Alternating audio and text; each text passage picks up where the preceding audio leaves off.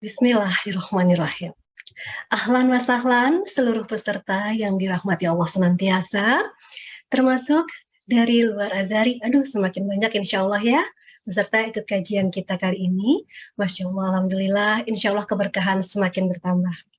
Sebelum kita mulai kajian pagi hari ini, mari kita sama-sama bersyukur atas kesehatan dan kelapangan waktu yang telah Allah berikan kepada kita semua.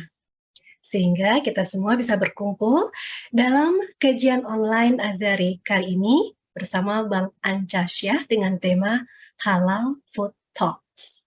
Sambil mari kita juga meluangkan waktu untuk mendoakan teman atau kerabat yang saat ini tengah terbaring sakit atau sedang mengalami kemalangan. Semoga Allah berikan perlindungan dan kesehatan yang terbaik serta ridhonya.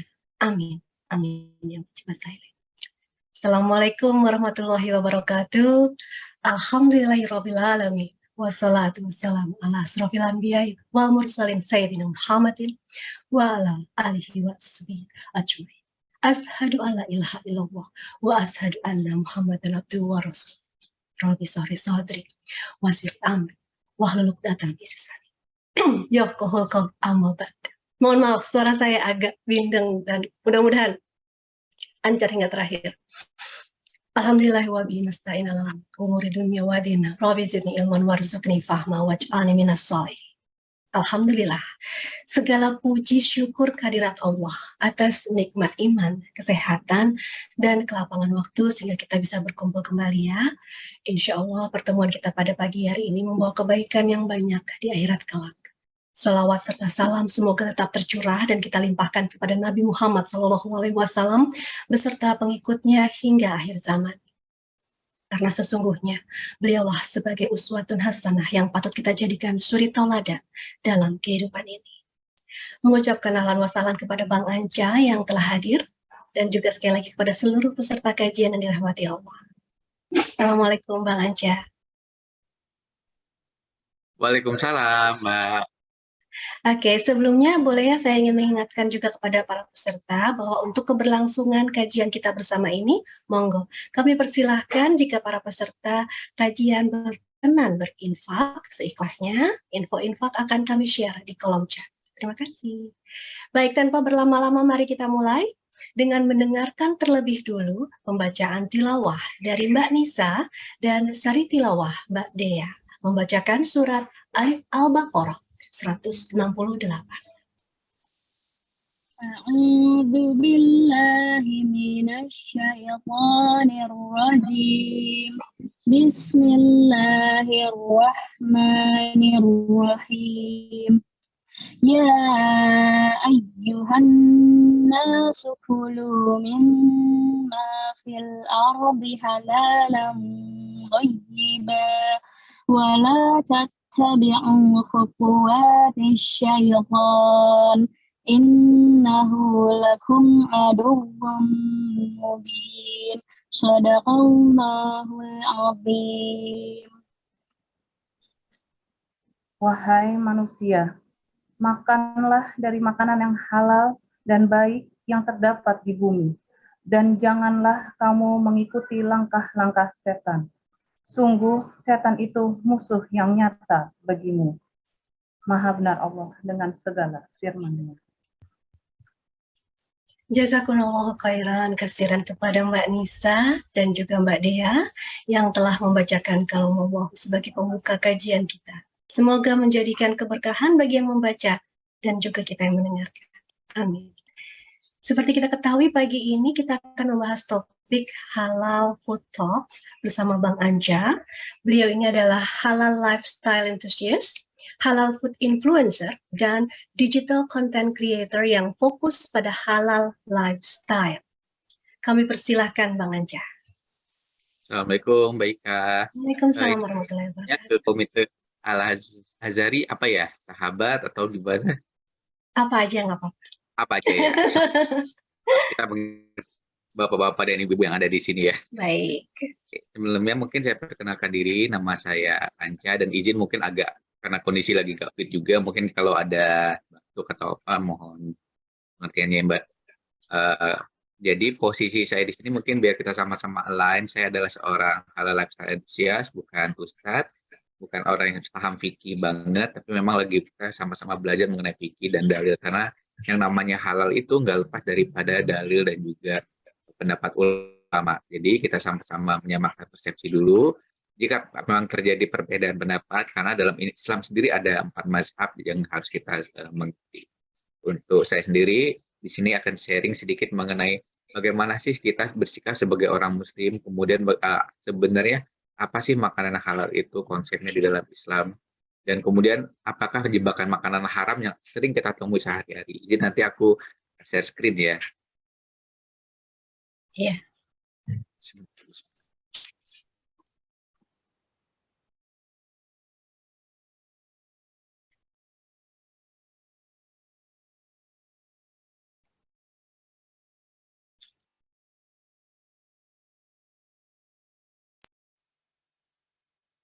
Oke, sudah kelihatan screen saya?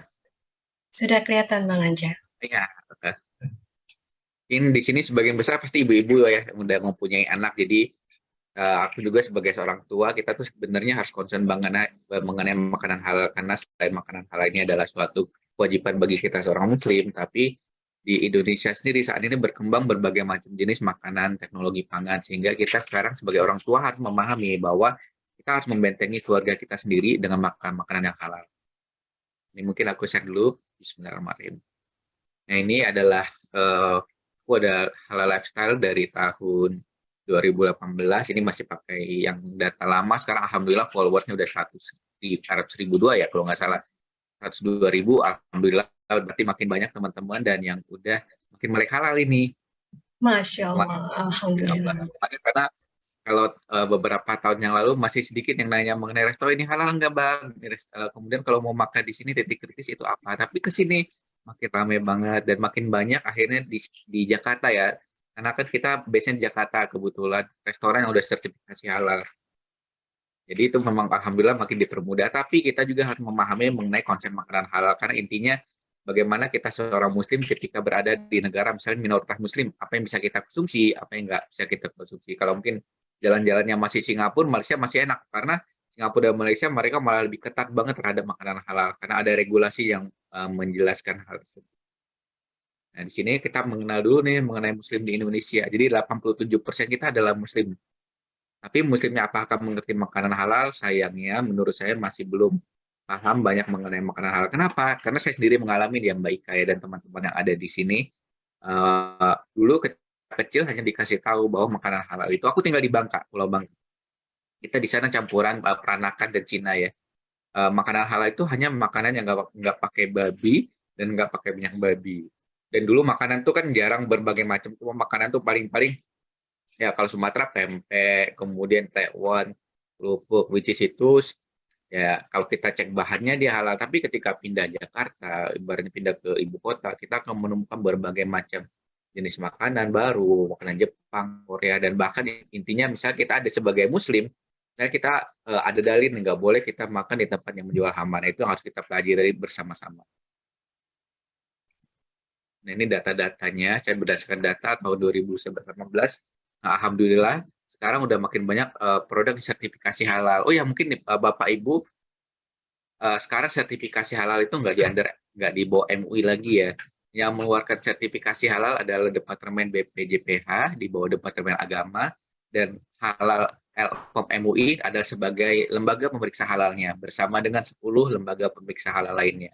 Dan tetap yang memberikan fatwa adalah MUI-nya. Jadi ada 2 lembaga yang berbeda nih di MUI, ada LPOM-nya. LPOM itu adalah lembaga pemeriksa halal, dan satu lagi MUI sebagai pemberi fatwanya. Jadi dengan 11 lembaga pemeriksa halal itu yang tetap memutuskan halal atau enggak, yang memberikan fatwa tetap dari MUI. Jadi jangan khawatir karena MUI masih memegang kunci untuk masalah halal di Indonesia. Nah, ini data-datanya, mungkin ini data fakta ya.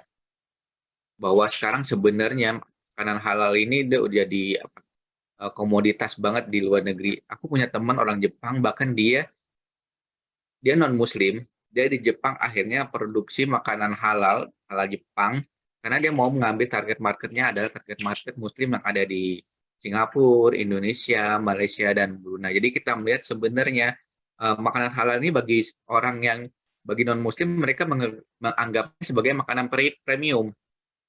Kenapa makanan premium? Karena kita detail banget kan, harus mengecek sumbernya, end-to-end prosesnya harus halal, nggak hanya bahan aja. Kita akan ngecek proses produksinya, kemudian supply chain-nya ada. Makanya kesini makin banyak orang-orang yang peduli dengan makanan halal. Bagi mereka makanan halal itu kayak diet, ada halal diet gitu. Bukan masalah kalau kita kan lebih kewajiban kita seorang Muslim, banyak dalil yang menginformasikan mengenai makanan halal tersebut. Nah ini faktanya. Siapa yang dari sini suka nginep di hotel, staycation, breakfast di hotel?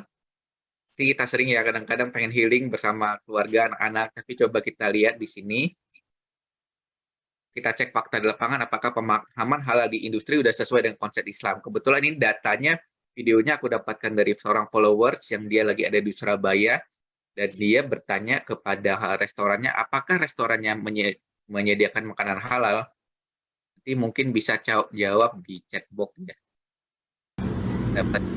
Orang ada terdengar Mbak Ika, Ibu Ika? Iya, iya. Oke, aku play screen dulu ya. Oke. Mas, Mbak, Mas,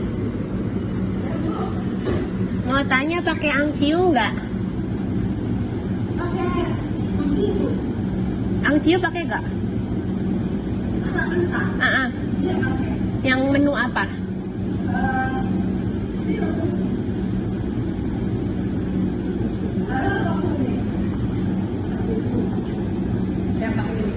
Maaf saya tuh.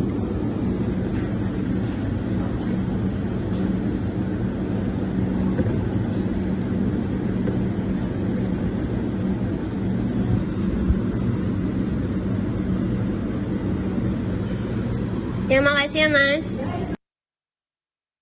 Nah, pengen tahu pendapat dari sini, ada yang bisa raise hand. Kenapa makanan di restoran ini menjadi tidak halal? Karena kan tadi dari orang dapurnya, oh di sini kita pakai arak masak halal. Di situ agak beda konsep banget, karena sebenarnya arak masak itu tidak ada yang halal. Karena arak masak udah jelas arak itu udah hamar. Dan artinya makanan yang campur dengan hamar itu setitik pun akan menjadi haram. Ini biasanya kalau arak masak cap guci ini dipakai di daerah Surabaya dan Makassar. Kalau kita Jakarta, arak masak ini biasanya dipakai di angcu, dipakai di nasi goreng, gerobakan, ayam gohyong, dan rata-rata makanan Chinese food. Juga di beberapa warung Sunda digunakan untuk makanan dia sebagai campuran di kangkung dan juga genjer. Jadi coba mungkin kita yang udah paham makin aware ketika membeli makanan, tanya, Mas, Mbak pakai arak masak nggak? Kalau mereka lupa, oh pakai angcu nggak? Kalau nggak pakai angcu, pakai merek lain nggak? Jadi karena udah common banget untuk arak masak ini. Bayangkan berapa banyak arak masak udah kita konsumsi karena nggak ketahuan kita. Dan ini juga mungkin salah satu tanda akhir zaman, ketika kita adalah satu tanda akhir zaman kan alkohol itu hamar ada di mana-mana. Walaupun sekarang hamarnya bukan di tenteng-tenteng, tapi nyelip di dalam makanan dan zahirnya tidak terlihat. Jadi ini harus hati-hati kita sebagai ibu-ibu atau bapak-bapak sebagai pemegang kekuasaan di keluarga, kita harus memberikan makanan yang halal, dan ketika jajan pun harus jajan yang halal. Nah, ini salah satu konsep yang aku sharing kepada ibu-ibu, bahwa sekarang masih banyak orang yang belum paham mengenai konsep halal, karena mereka cuma pahamnya halal itu nggak ada babi dan tidak pakai minyak babi. Walaupun halal itu sebenarnya gede banget, nanti aku share mengenai hal itu harusnya seperti apa ya.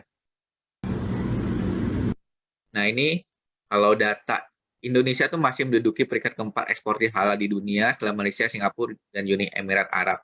Tapi secara global data Indonesia tuh kurang, karena agak bingung ya, kita negara Muslim tapi kita kurang menduduki pasar ekspor karena kita masih banyak impor. Jadi dengan makin tahun 2024 itu ada kewajiban halal, akhirnya kita bisa menguasai halal di dunia. Nah, Indonesia adalah negara Muslim terbesar. Ini mengenai industri makanan halal. Nah, ini apa itu halal?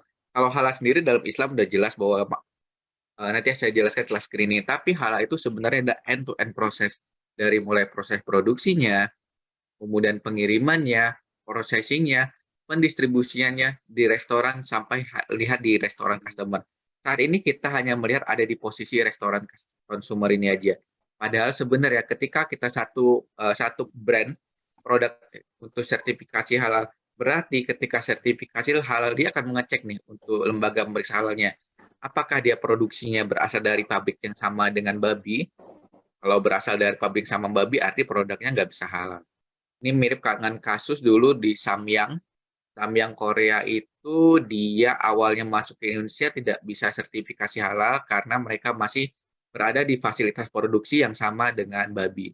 Dan kadang kalau kita ke supermarket gede, udah ada tuh rak-rak yang produknya produk non halal.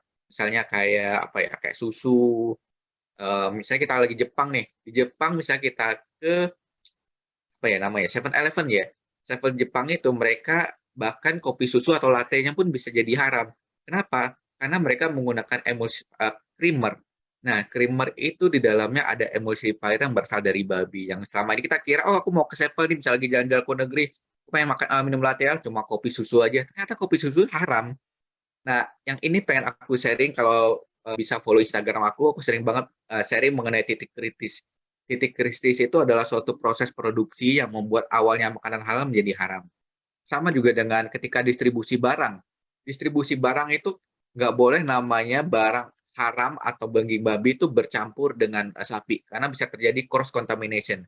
Sama juga ketika di retail itu ketika dia mungkin satu swalayan menjual makanan halal dan makanan haram, artinya mungkin dia ada daging babi atau daging sapi, artinya mereka nggak boleh berada di dalam frozen yang sama. Nggak boleh berada di dapur yang sama, nggak boleh menggunakan alat potong yang sama, karena itu artinya terjadi cross contamination. Jadi sekarang aku sering lihat juga nih, misalnya kayak sering dapat DM nih dari teman-teman follower, Bang Anca aku pengen makan di ramen ini. Kenapa? Ramen ini dia bilangnya di ramen A dia halal karena nggak pakai babi, tapi memang di cabang lainnya dia ada yang pakai babi. Aku bilangin, sebelum kamu memutuskan hal tersebut, harus paham dulu mengenai konsep namanya restoran itu ada nama central kitchen. Central kitchen artinya semua bahan-bahan tersebut udah diolah di central kitchen tersebut, dan kita nggak tahu nih apakah mereka ketika barang itu diterima babi dan sapi dan ayam itu digabung dalam storage location atau dalam freezer yang sama, atau bahan-bahannya tersebut dipotong dengan menggunakan pisau yang sama.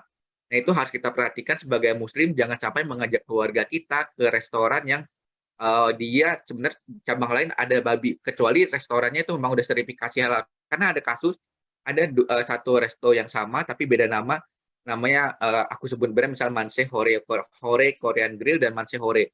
Manse Hore dia masih babi, tapi Manse Korean Grill dia masih babi, tapi untuk sertifikasi halal dia pakai nama Manse Hore Korean Grill, karena itu artinya mereka udah dapur terpisah, storage location terpisah, jadi udah dicek oleh lembaga pemeriksa halal bahwa proses produksinya ini sampai halal semua. Dan itu yang pengen aku tekankan ya, bahwa kita kalau makan ya di Indonesia gampang banget cari makanan yang enak, gampang banget cari UMKM yang walaupun mereka belum sertifikasi halal, tapi mereka melek halal. Dan aku juga kadang-kadang bukan, maaf ya jika ada teman-teman non-muslim, aku nggak menerima review produk dari teman non-muslim jika mereka masih pakai dapur yang sama, pakai kulkas yang sama, karena kita nggak tahu secara lapangannya apakah mereka itu benar-benar memisahkannya. Nah itu saat ini aku misalnya review makanan nih, datang endosan, ya udah aku hanya terima dari teman-teman yang muslim. Ini konsepnya harus dipahami oleh ibu-ibu bahwa ketika membawa keluarga ke suatu restoran atau jajan, baiknya kita pilih restoran yang udah pasti halal. Yang pasti halal seperti apa? Kalau udah ada sertifikasi halal. Kalau nggak ada sertifikasi halal, artinya kita harus rajin bertanya. Bertanya seperti apa? Nanti aku sharing. Nah ini, sama seperti aku sharing sebelumnya, ini adalah salah satu di Instagram, dia Savory Birthday Cake, dia kitchen cooking, makanan Thailand, dan tapi dia provide halal dan non halal. Nah, kalau dari teman-teman, ibu-ibu yang ada di sini, 41 orang, apakah akan order dari sini? Mungkin bisa jawab di chat box, atau bisa raise hand, atau bisa share pendapatnya. Silakan. Atau saya aja yang menjawab, biar cepat. Betul. Gimana Bu Ika? Ini belum ada. Ya. Kalau saya sih jujur, oh enggak tuh kan, ya sama tuh, ya. Enggak. Benar. Oke, benar, udah paham. Oke, Kalau aku sih nggak mau order ya, karena pertama ini dia lebih ke industri rumahan ya, home industry. Karena kemarin sempat juga, misalnya aku dulu tuh ada cerita beli frozen homemade. Kan kadang-kadang untuk anak-anak kan kita kalau lagi males masak atau dadakan nih anak pengen dapetin frozen food ya. Pernah dulu waktu belum melek halal, aku beli nih frozen food untuk homemade nugget gitulah yang healthy ya dia non MSG dan lain-lain. Ya beli dulu belum sadar halal. Beli udah konsumsi, tapi pas udah mulai sadar halal ngeliatin one day ngeliatin story-nya dia, kok dia ternyata masak babi. Waduh, Rek, aku bilangin kok gini ya. Ya sejak saat itu aku bener-bener kalau beli makanan, even frozen food, aku sebaiknya cari yang frozen food itu yang menjual adalah teman-teman muslim. Karena untuk UMKM kan memang sebagian besar belum sertifikasi halal ya. Tapi ketika teman muslim, kita sadar bahwa mereka pertama udah hilang yang namanya mereka nggak akan konsumsi babi. Dan kedua, biasa aku akan trigger lagi tuh, kepoin dia Instagramnya, apakah melihara binatang, maksudnya melihara anjing nggak. Kadang-kadang ada muslim yang memelihara anjing, karena anjing termasuk juga yang namanya najis. Kita nggak tahu apakah makanannya akan terkena kotoran dia, jilatannya dia, sehingga ya udah, kalau paling aman memang cari UMKM yang udah sertifikasi halal. Kesini pemerintah udah mulai memberikan fasilitas sertifikasi halal gratis ke UMKM, dan udah mulai banyak banget teman-teman UMKM yang mereka udah sertifikasi halal. Jadi no worry tuh, ibu-ibu di sini udah terlalu banyak pilihan untuk kita mencari makanan yang sehat untuk anak-anak. Karena frozen food yang mau nggak mau ya kadang-kadang jadi alat ketika anak-anak GTM. Nah, ini ada yang pertanyaan dulu nggak sambil kita jalan? Biar nggak kayak kelas ini, Mbak Ika. Nggak Ini kayak tadi dosen ada- ngajar. Ini tadi ada yang bertanya. Aku coba. Mungkin bisa dibantu Mbak, baca Mbak Ika. Iya, bentar ya. Ini tadi kan soalnya dia nanyanya kalau misalnya kita kayak beli di kaki lima kayak gitu. Ya. Itu kan mungkin apa namanya, ada kontaminasi najis atau mungkin bungkus kertas bekas yang lain seperti itu kayak gimana ya? Kalau aku sih biasanya nggak ngecek sampai ke sana, Mbak. Ya. Kalau untuk kaki lima biasanya kalau penjualnya muslim, kemudian dia kelihatannya bersih, ya insya Allah aku akan konsumsi di sana. Tapi sampai kertas bungkus itu kan sebenarnya bukan masalah haram ya, lebih ke najis ya.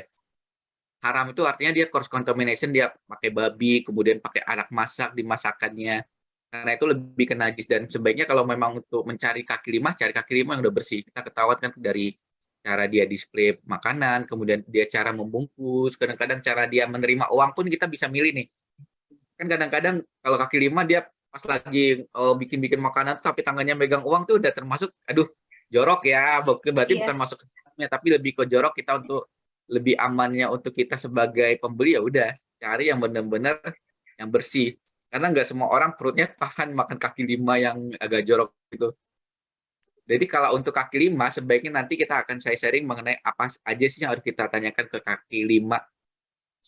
Nah, ini mungkin aku sharing bahan-bahan haram yang biasa ada di jajanan pasar nih. Oke. Nah, ini RAM. RAM ini paling sering banget kita ketemukan di cake atau bakery ya. Biasanya kalau kita beli kue, pastikan nggak ada yang namanya penggunaan RAM pada produknya. RAM ini dia alkohol biasanya. Apakah ada RAM yang halal saat ini? Secara fatwanya MUI tidak memperkenankan adanya nama bahan makanan yang sama dengan khamar. Jadi nggak ada RAM halal. Jikapun misalnya bakery dia akan klaim ya, kita menggunakan RAM halal atau Essence RAM, coba tanya mereknya. Apakah menggunakan sertifikasi halal? Karena kadang-kadang dari bakery, misalnya UMKM, mereka masih belum aware masalah halal. Dibilang Essence Room ini, misalnya merek Butterfly itu sebagai halal. Padahal Essence itu tinggi banget, alkoholnya sekitar 45%. Tapi sebenarnya aku pengen sharing bahwa nggak semua alkohol itu haram ya. Nanti akan aku bahas perbedaan alkohol dan khamar. Di sini karena dia memang nggak ada sertifikasi halal, kita nggak tahu alkoholnya berasal dari industri khamar ataukah berasal dari industri non-khamar. Jadi RAM ini sebaiknya kita tanya dulu. Biasa RAM ini ketahuan kok dari baunya. Kalau kita udah terbiasa misalnya cium fla, puding, kemudian cium cake misalnya, ada yang suka beli Red Velvet Union atau donatnya Union. Oke, Red Velvet Union itu dia pakai RAM, otomatis mereka juga ada klaim bahwa produk mereka nggak halal.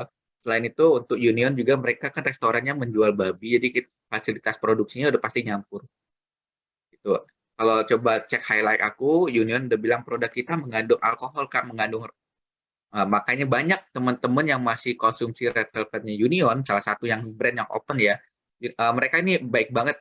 Maksudnya misalnya ibu datang ke Union pakai hijab, mereka akan bilang, Ibu, cake kita pakai ini loh, pakai alkohol atau haram. Ibu nggak boleh beli ya. Itu yang waktu aku sempet cek di Gerak Indonesia, teman sharing.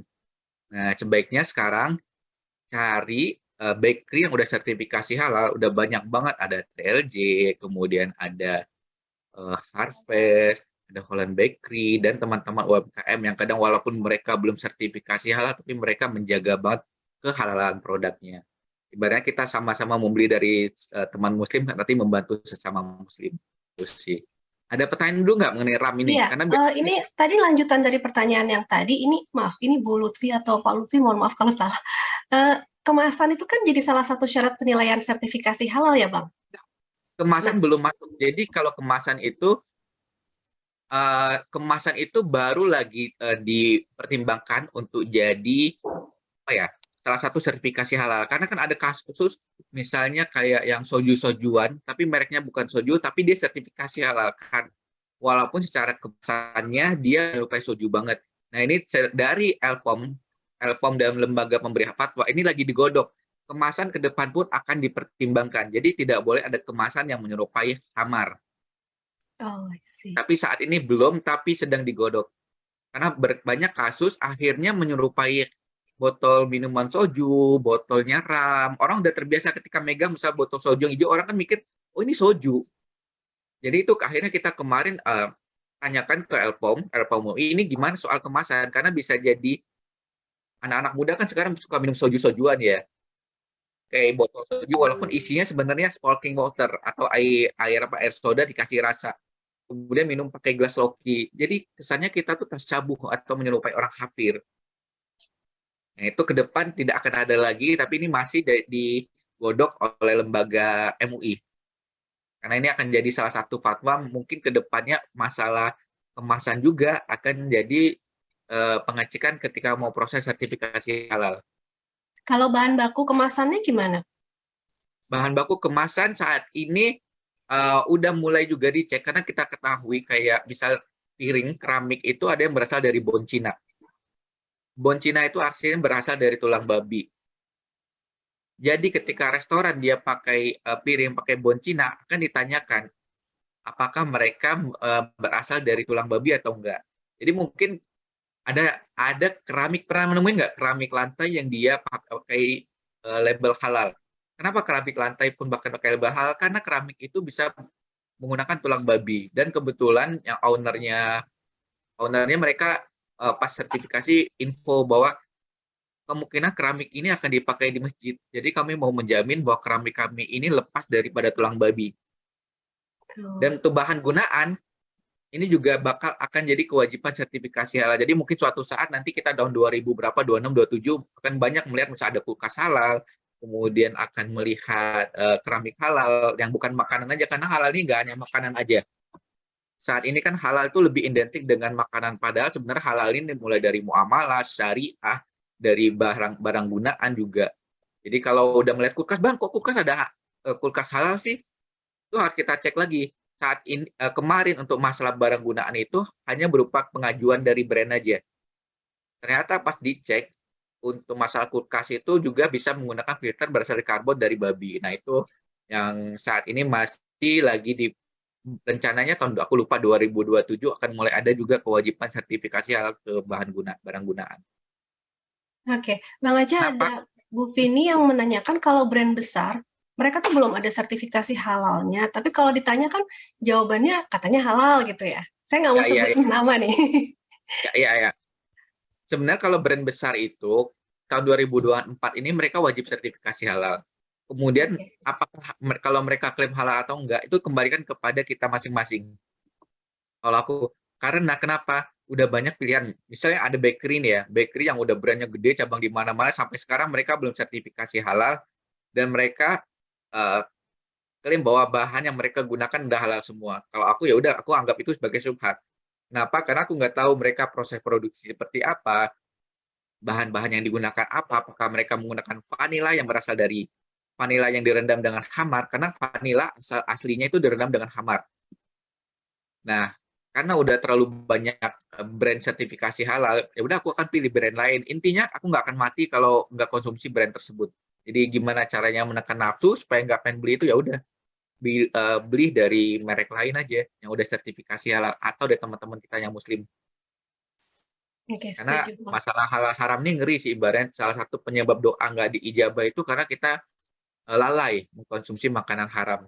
Lalai bisa jadi karena kita nggak tahu dan kita nggak mau tahu. Iya. Ya, lanjut dulu ya. Boleh lanjut, silakan. Ini sama juga. Ini biasa frambosan itu tinggi banget alkoholnya, 63,45, dan sama juga Essence. Essence ini kebetulan aku ambil tuh mereknya merek layar. Merek layar ini alkoholnya tinggi banget, 70,32. Agak shock sih, gila tinggi banget ya. Kenapa digunakan alkohol pada produk Essence de Prisa ini biasa untuk memperkuat rasa.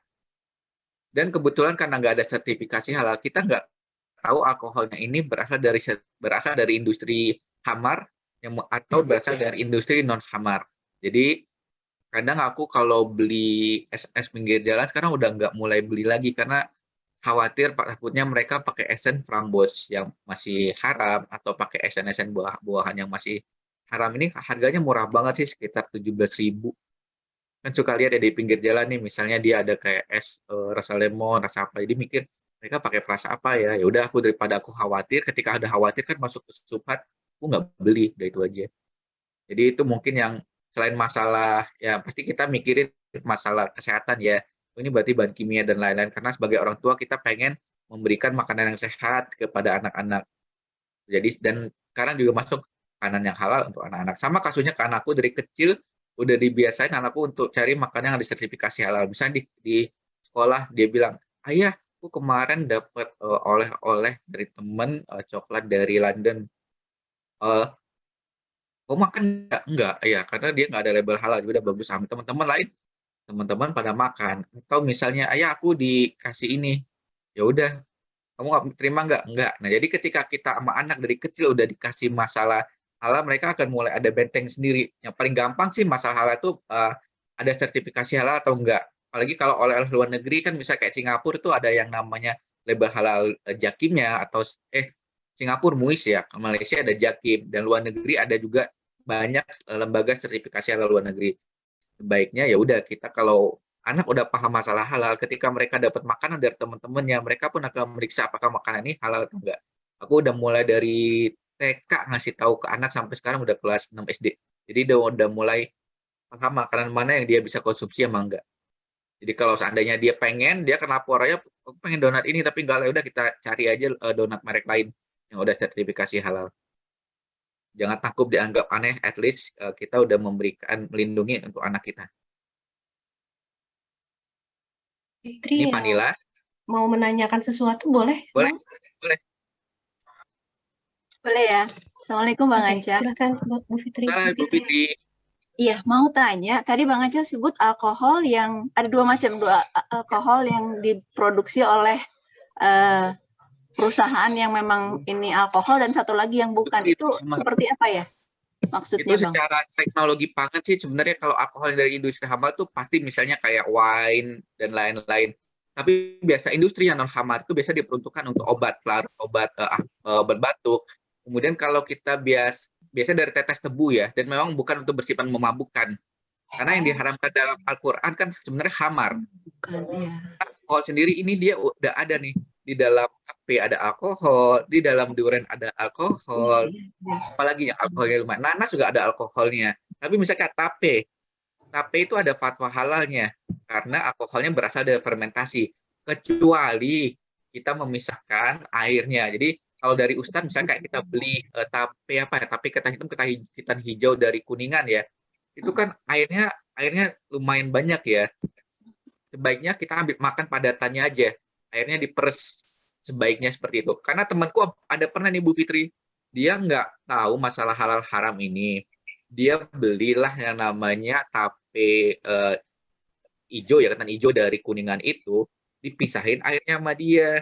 disimpan lagi dalam botol, kira-kira setahun. Dia mikirnya cuma air tape doang, diminum. Rasanya mirip wine ya. Oh iya, memang orang memang udah masuk kamar tuh. Mana sih? Ya gue nggak tahu. Jadi selama ini gue minum haram.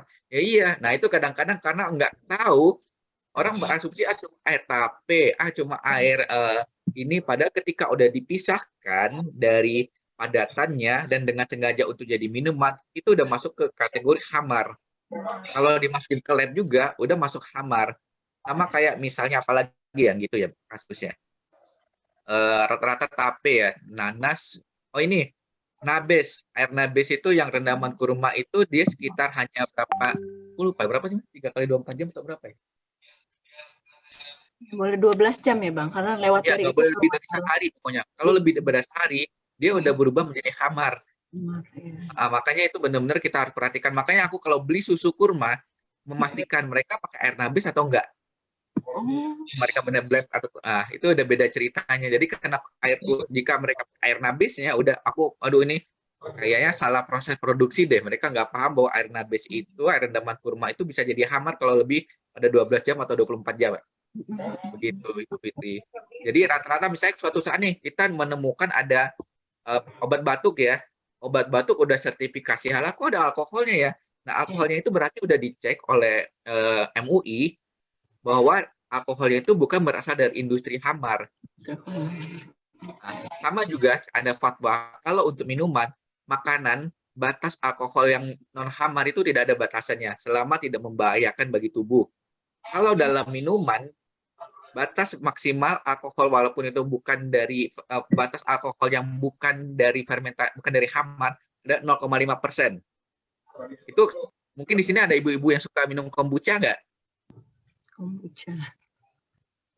Nah, kombucha itu semacam minuman probiotik dari air teh manis kemudian difermentasi selama beberapa hari. Nah, kombucha itu harus dipastikan kombucha yang kita beli cari sertifikasi halal atau kadar alkoholnya tidak boleh lebih daripada 0,5%. Karena alkoholnya berasal dari fermentasi kan ya.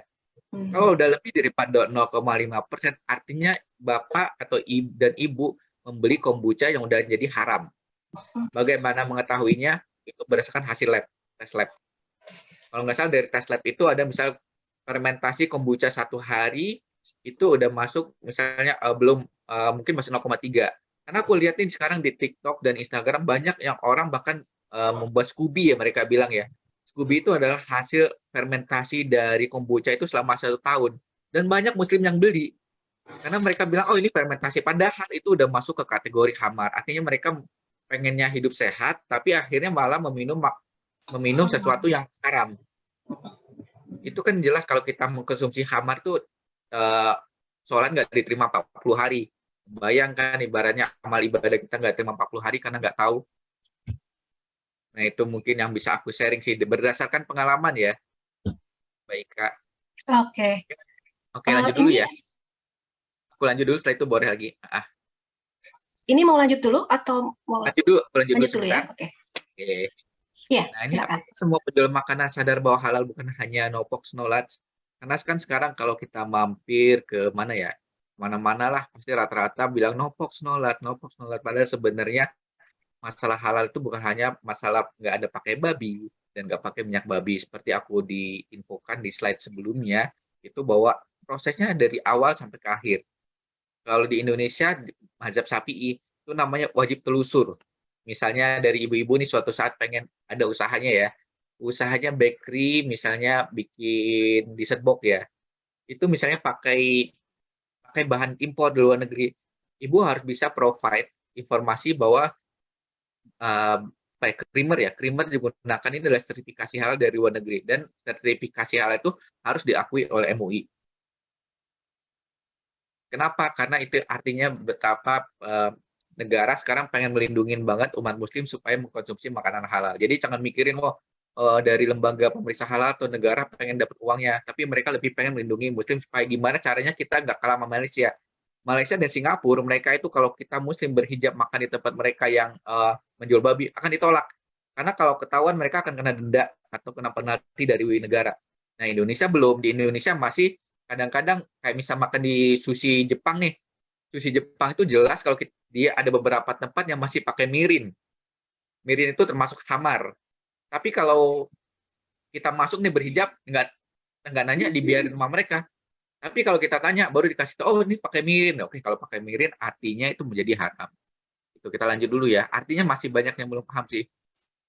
Ini sama, ini kasus ada di Bali, warung ramen ini, dia infonya Japanese cuisine dan halal. Tapi ketika kita tanya detail by DM, dia bilang kita masih pakai mirin, sake.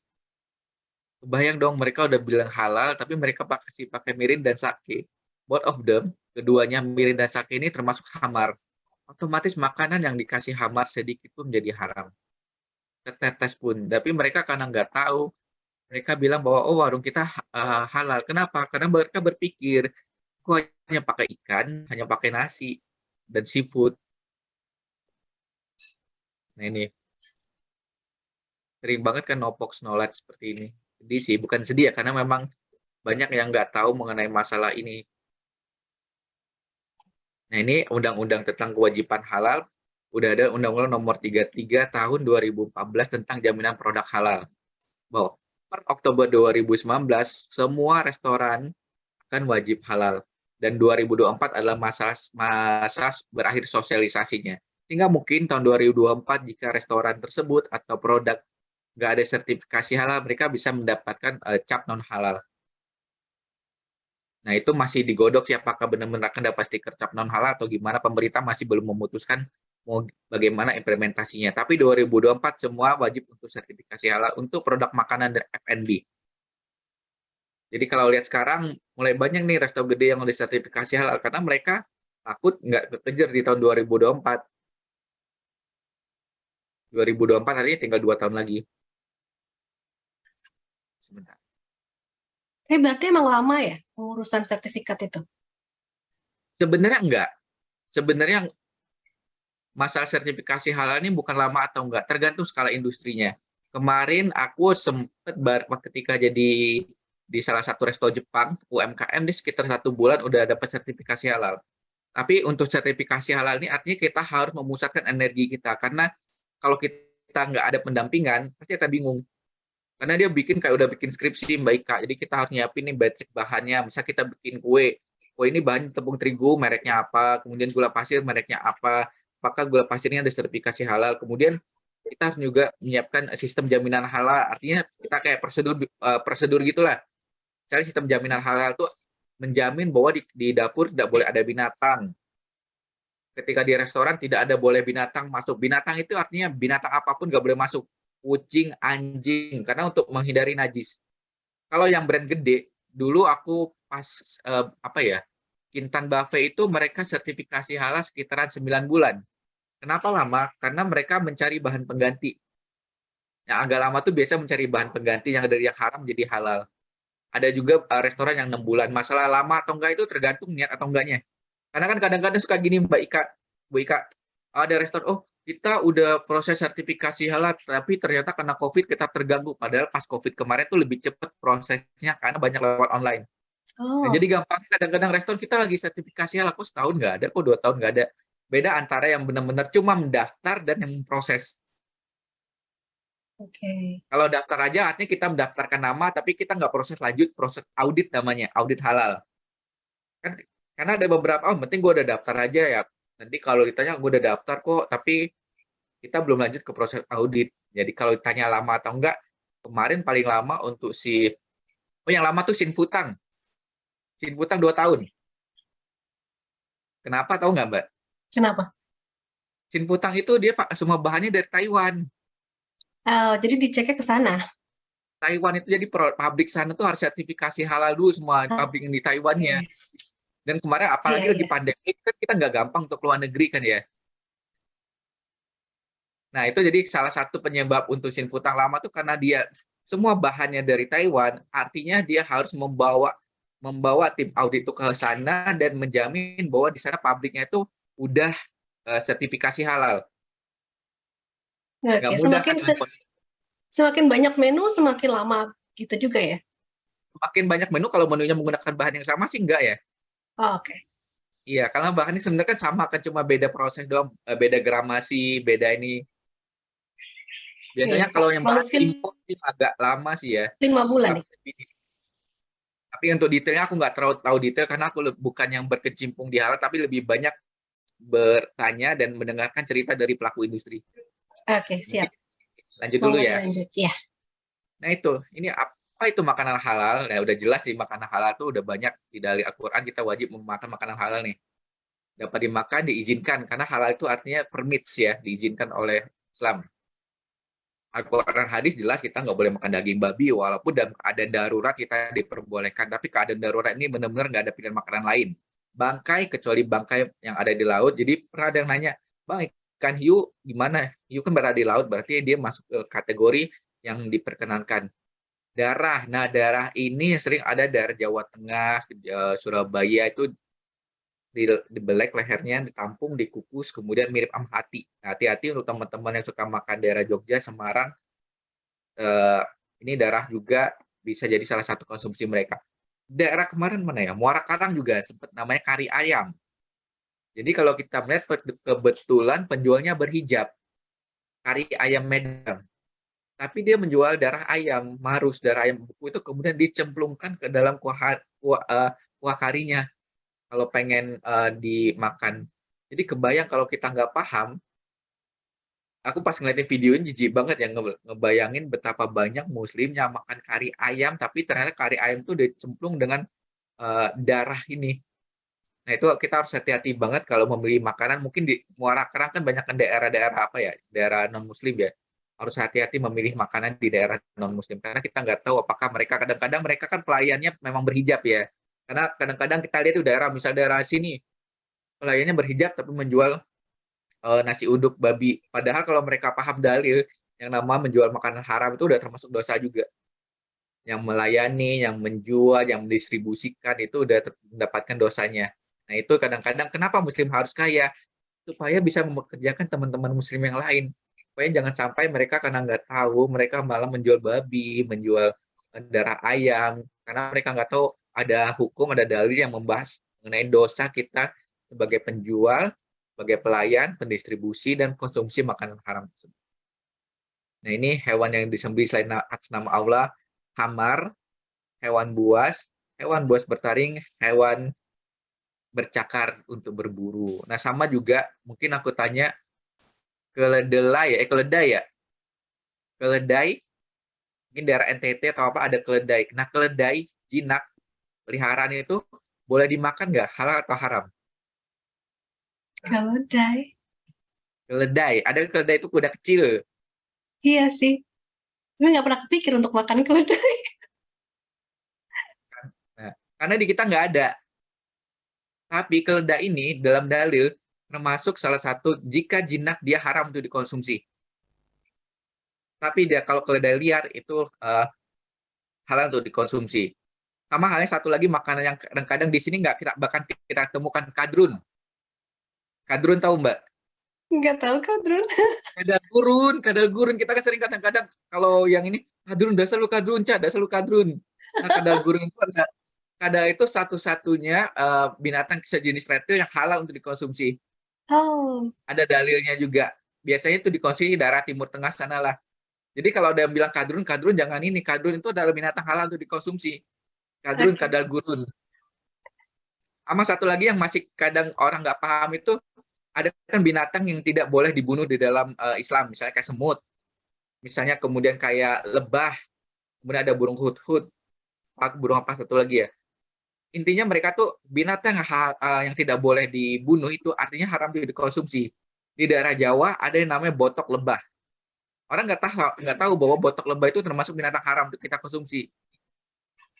Nah, hal-hal yang itu mungkin aku sharing kepada teman-teman bahwa halal itu nggak haram itu kan ada tuh kemarin di TikTok ya, ibaratnya meme-meme haram itu hanya babi doang. Padahal haram itu banyak banget, nggak hanya babi, banyak selain babi yang haram. Tapi orang nggak ngerti bahwa ini nggak boleh, itu nggak boleh. Mungkin mereka berpikir Islam ribet banget ya, tapi memang kita sebagai seorang Islam, kita memang banyak aturannya. Kan supaya terjaga ya, insya Allah.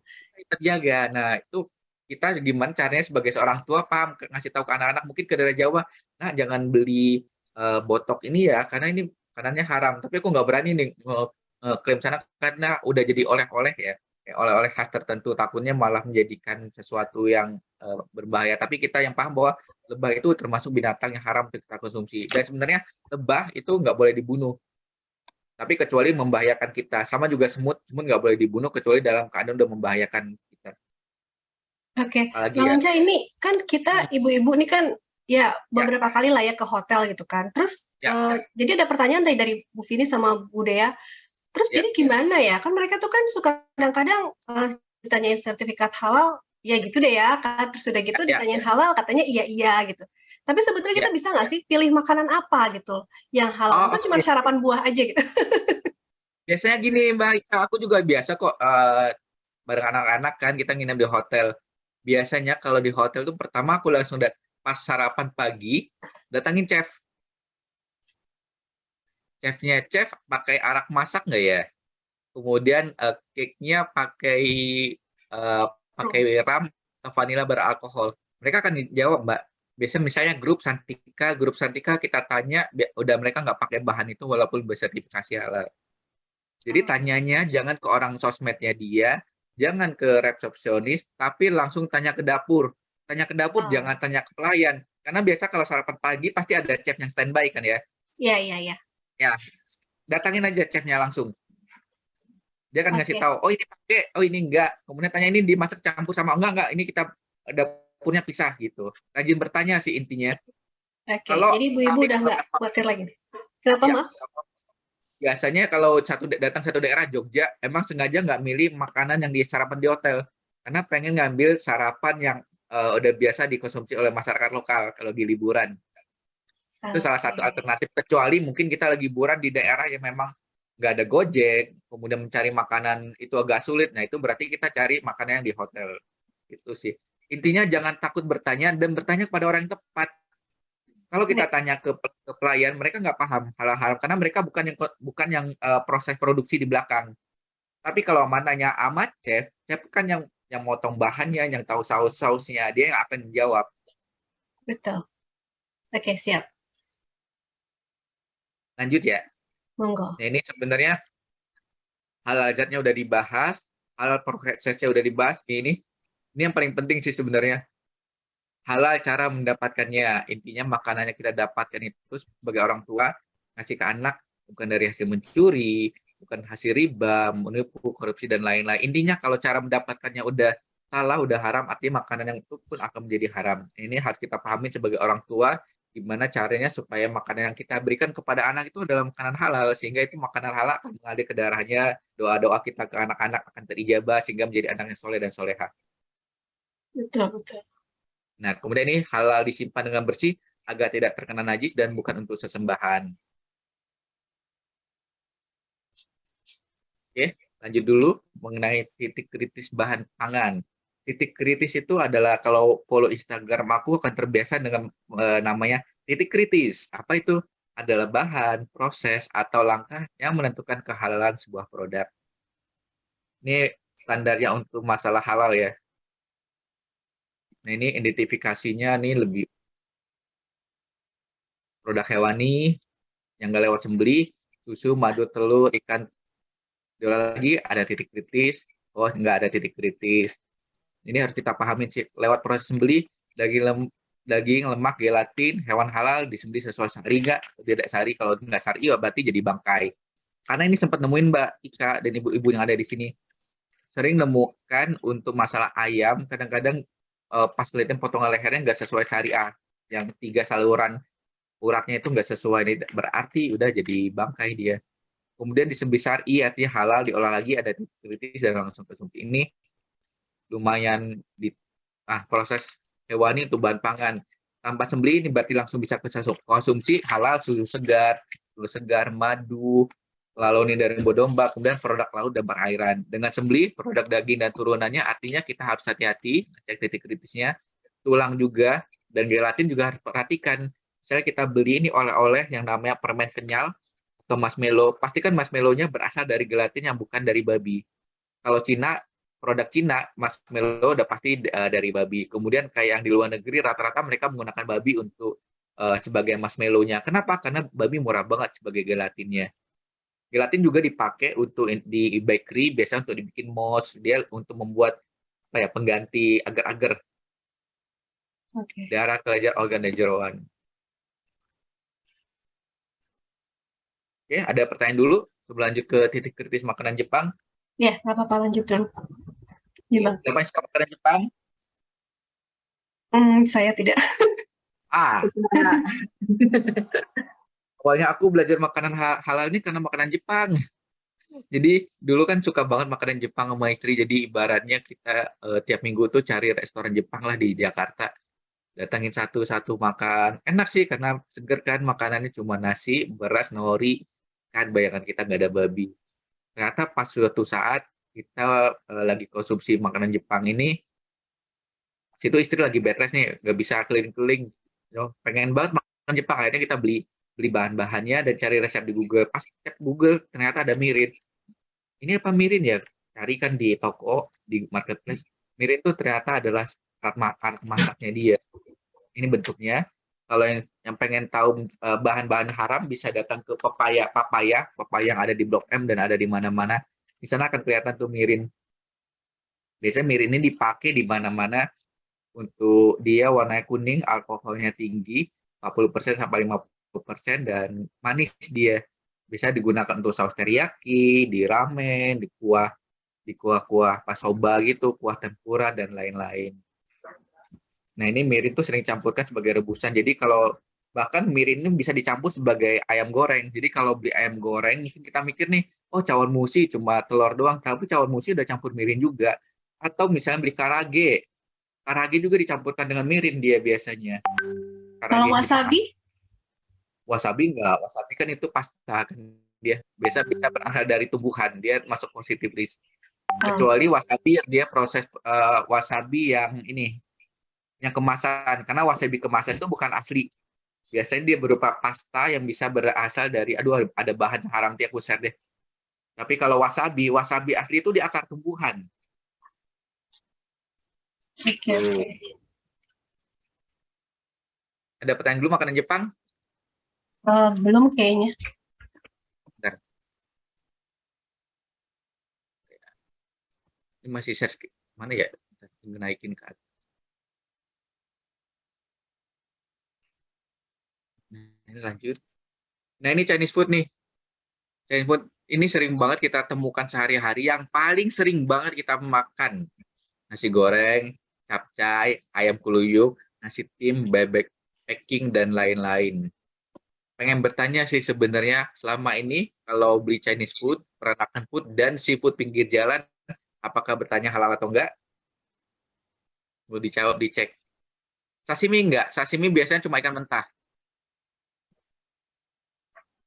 Karena sashimi itu biasanya tergantung freshnya ikan dia.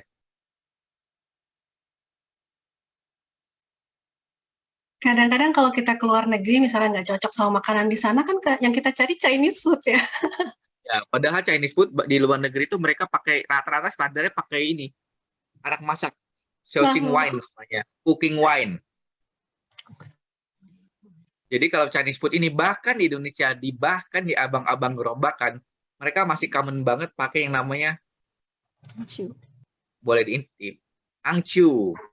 Iya, angcu ya. Boleh intip ya kalau lagi tukang nasi goreng, paling bentuknya, apalagi bentuk kemasannya, kadang-kadang dilepasin labelnya juga, tapi kalau kita udah tahu baunya seperti apa, kita akan paham bahwa mereka pakai angcu atau enggak.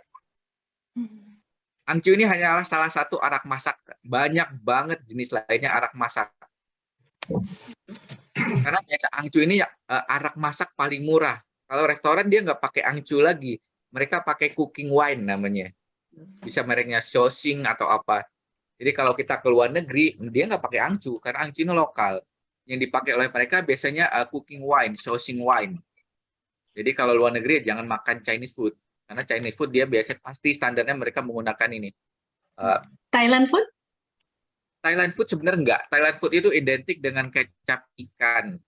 Nah, kecap ikan. Tapi harus dipastikan juga kecap ikannya. Tapi harus pastikan lagi. Karena di Indonesia kita sempat ke restoran Thailand ditanya, ternyata dia pakai pad thai itu pakai angcu, padahal sebenarnya resep aslinya mereka nggak pakai.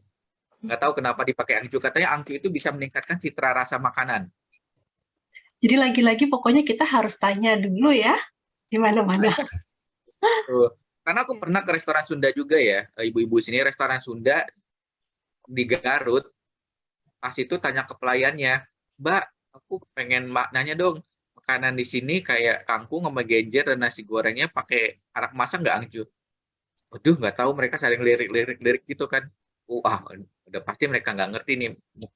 Lalu sempat langsung tanya ke manajer, boleh ngobrol sama chefnya nggak? Langsung, boleh Mbak. Samperin chefnya, chef boleh nanya nggak? Ini yang pakai arak masak yang mana aja? Dikasih tahu menu 1, 2, 3. Aduh, berarti pas itu kebetulan sepi dan tempat makannya jauh. Aku bilang, aku yang nggak pakai angcu apa aja, goreng-gorengan dan lain. Ya udah, aku pilih yang goreng-gorengan aja, yang aman, yang penting bisa makan dulu. Jadi kadang-kadang bahkan restoran Sunda pun udah pakai angcu. Padahal restoran Sunda aslinya nggak pernah pakai angcu, karena angcu ini dia biasa identik dengan makanan Chinese food. Dan seafood pinggir jalan pun kebagian besar udah pakai angcu. Jadi kalau makan seafood pinggir jalan, pastikan mereka nggak pakai angcu. Banyak orang yang nggak paham, jadi mikir cuma seafood, padahal seafood itu udah pakai angcu banget. Oke. Ini kalau di Bandar Jakarta, restoran Bandar Jakarta kan katanya mereka masih menjual alkohol nih, Bu Vini nanya. Jadi mereka belum bisa dapat sertifikat halal tuh gimana, Bang? Jadi sebenarnya kalau kita sebagai Muslim ada dalilnya dalilnya menyatakan bahwa kita sebagai Muslim tidak boleh makan di tempat yang ada yang menjual khamar. Kalau aku patokannya itu. Selama mereka menjual khamar, bahkan mereka walaupun belum sertifikasi halal, aku nggak akan makan di sana. Kalaupun pengen makan, benar-benar misalnya mereka nggak pakai angcu, aku take away. Itu salah satu kondisi kita darurat, ya udah kita take away aja, karena kita kan akhirnya nggak makan di tempat yang menjual khamar. Baik. Ya. Jadi kadang-kadang orang nggak paham, udah makan di sana. Sebenarnya ada kalau kita belajar lagi Islam udah menyatakan nggak boleh tuh kita makan di tempat yang menjual khamar. Walaupun makanannya halal, dan makanan halal tersebut walaupun dia jual khamar nggak bakal bisa dapat sertifikasi halal. Ya. Ada lagi? Belum lagi. Siap, kita lanjut lagi ya. Nah, ini kadang-kadang yang suka bayangan kita lagi posisi luar negeri ya. Ini kan udah lagi jalan-jalan ke Korea lah, udah open border nih sekarang. Mereka suka statement nih kadang-kadang, produk halal nih, seafood dan lain-lain boleh. Infokan apakah ini halal atau enggak, apakah mau beli ibu-ibu. Ini kebetulan dia jualannya ikan dan lobster panggang. Kayak ragu-ragu saya. Kalau ibu-ibu yang lain gimana? Tuh bingung juga Mbak Vini. Oke. Sebenarnya aku lupa sih ngasih tahu bahwa untuk makanan Korea itu titik kritisnya dia ada di gochujang. Coba aku cari presentasiku yang lain, stop sharing dulu ya. Kayaknya aku ada presentasi lain mengenai, sebentar ya.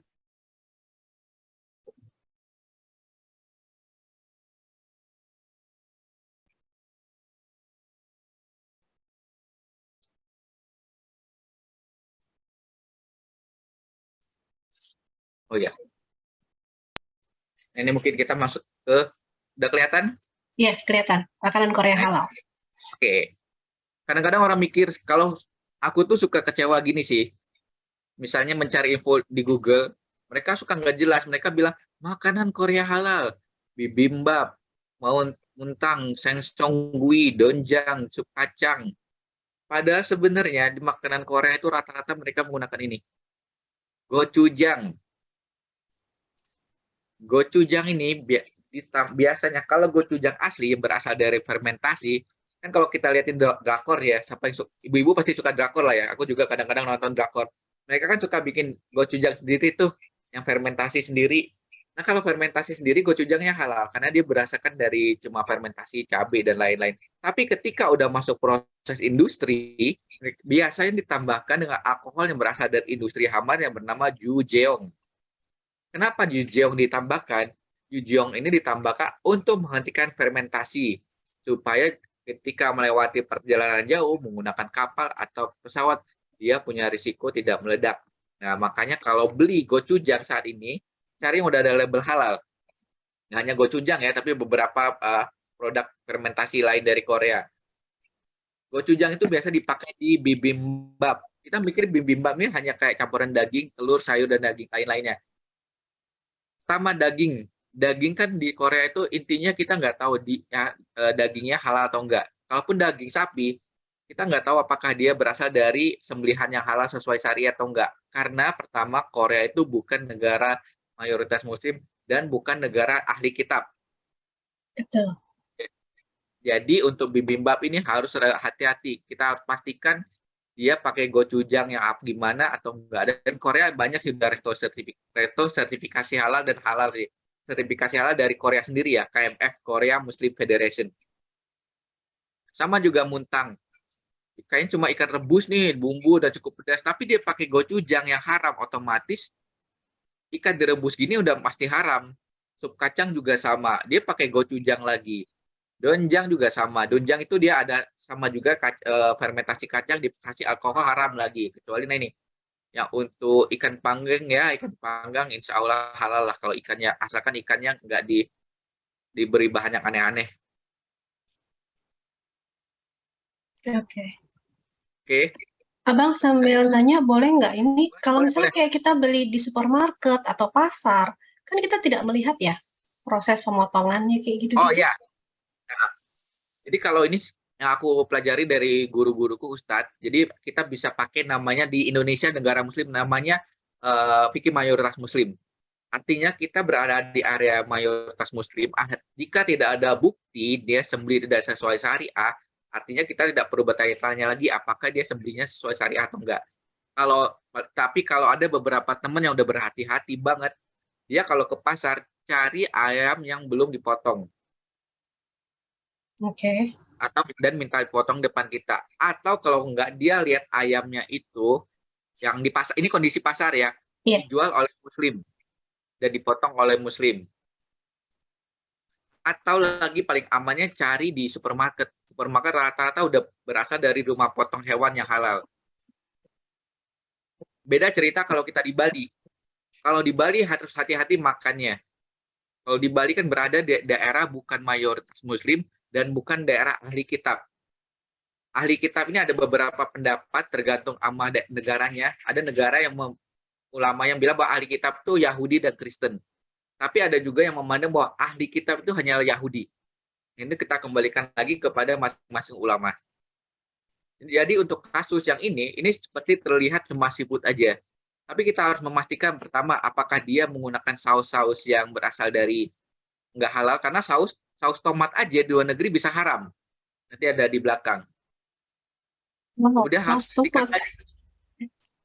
pastikan lagi kuasnya. Sekarang di Indonesia banyak dari yang pedagang sosis dan lain-lain pinggir jalan, ayam bakar, mereka menggunakan kuas yang berasal dari bulu babi. Walaupun sebenarnya ada beberapa pendapat ulama juga terkait penggunaan kuas bulu babi ini termasuk najis atau enggak. Tapi jumhur ulama mengatakan bahwa kuas bulu babi itu adalah najis. Bayangkan ibaratnya kita udah makan enak ayam bakar, ternyata ayam bakarnya itu diproses dengan dioles menggunakan kuas berasal dari bulu babi. Sedetail itu sih kalau kita pengen belajar masalah halal. Bukan kita berlebih-lebihan, tapi intinya kita melindungi diri kita dan keluarga dari makanan haram. Nah ini kasusnya ini artinya udah.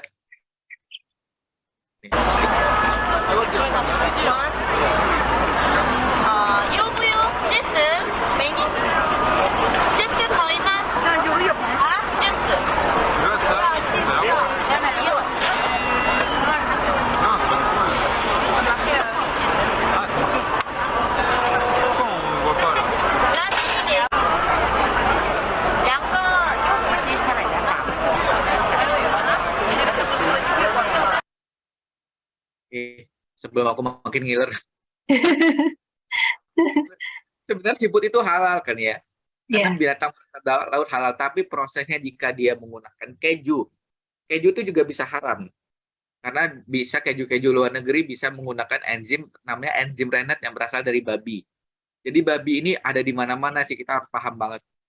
Jadi kalau mau cari ya kayak seafood di luar negeri, ya udah seafood yang dibakar aja, udah paling aman, nggak usah pakai macam-macam saus olesan. Ini kadang-kadang orang Indonesia nggak pahamin ketika berada di Korea ngeliat, oh ini cuma makan seafood doang nih, seafood bakaran, kuah dan lain-lain. Ternyata itu adalah sesuatu yang haram karena kita nggak ada ilmu.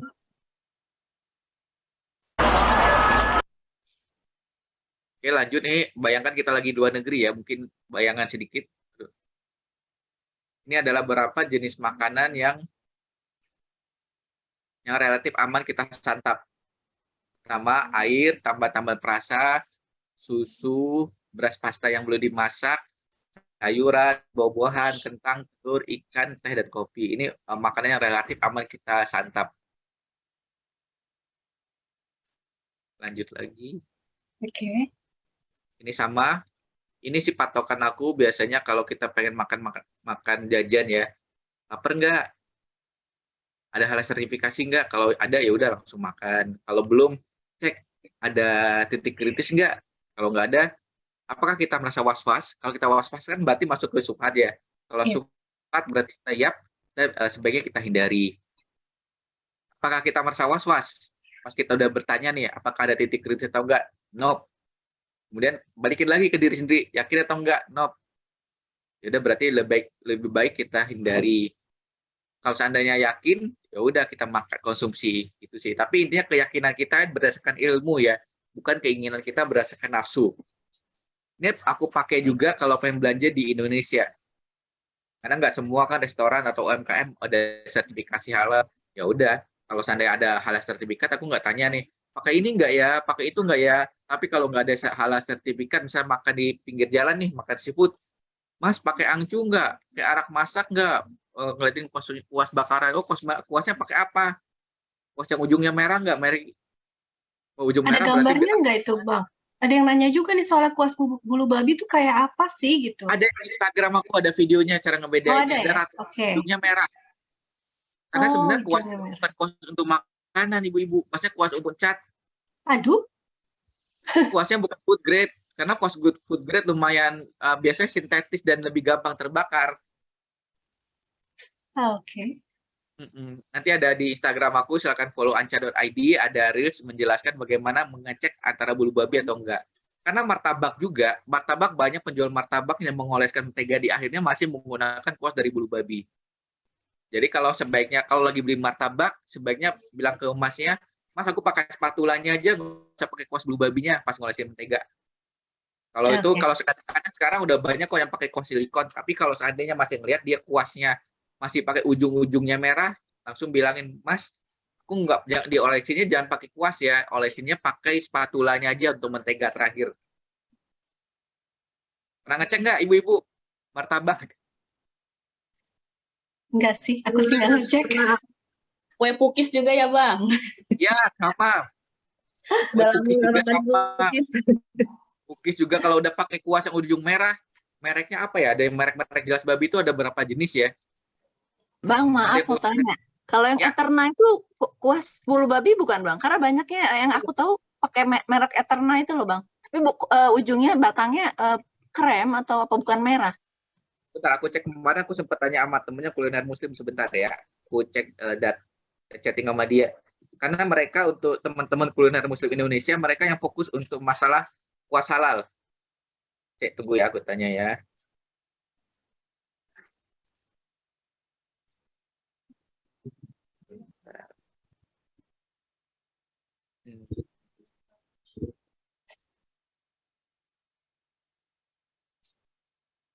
Oke.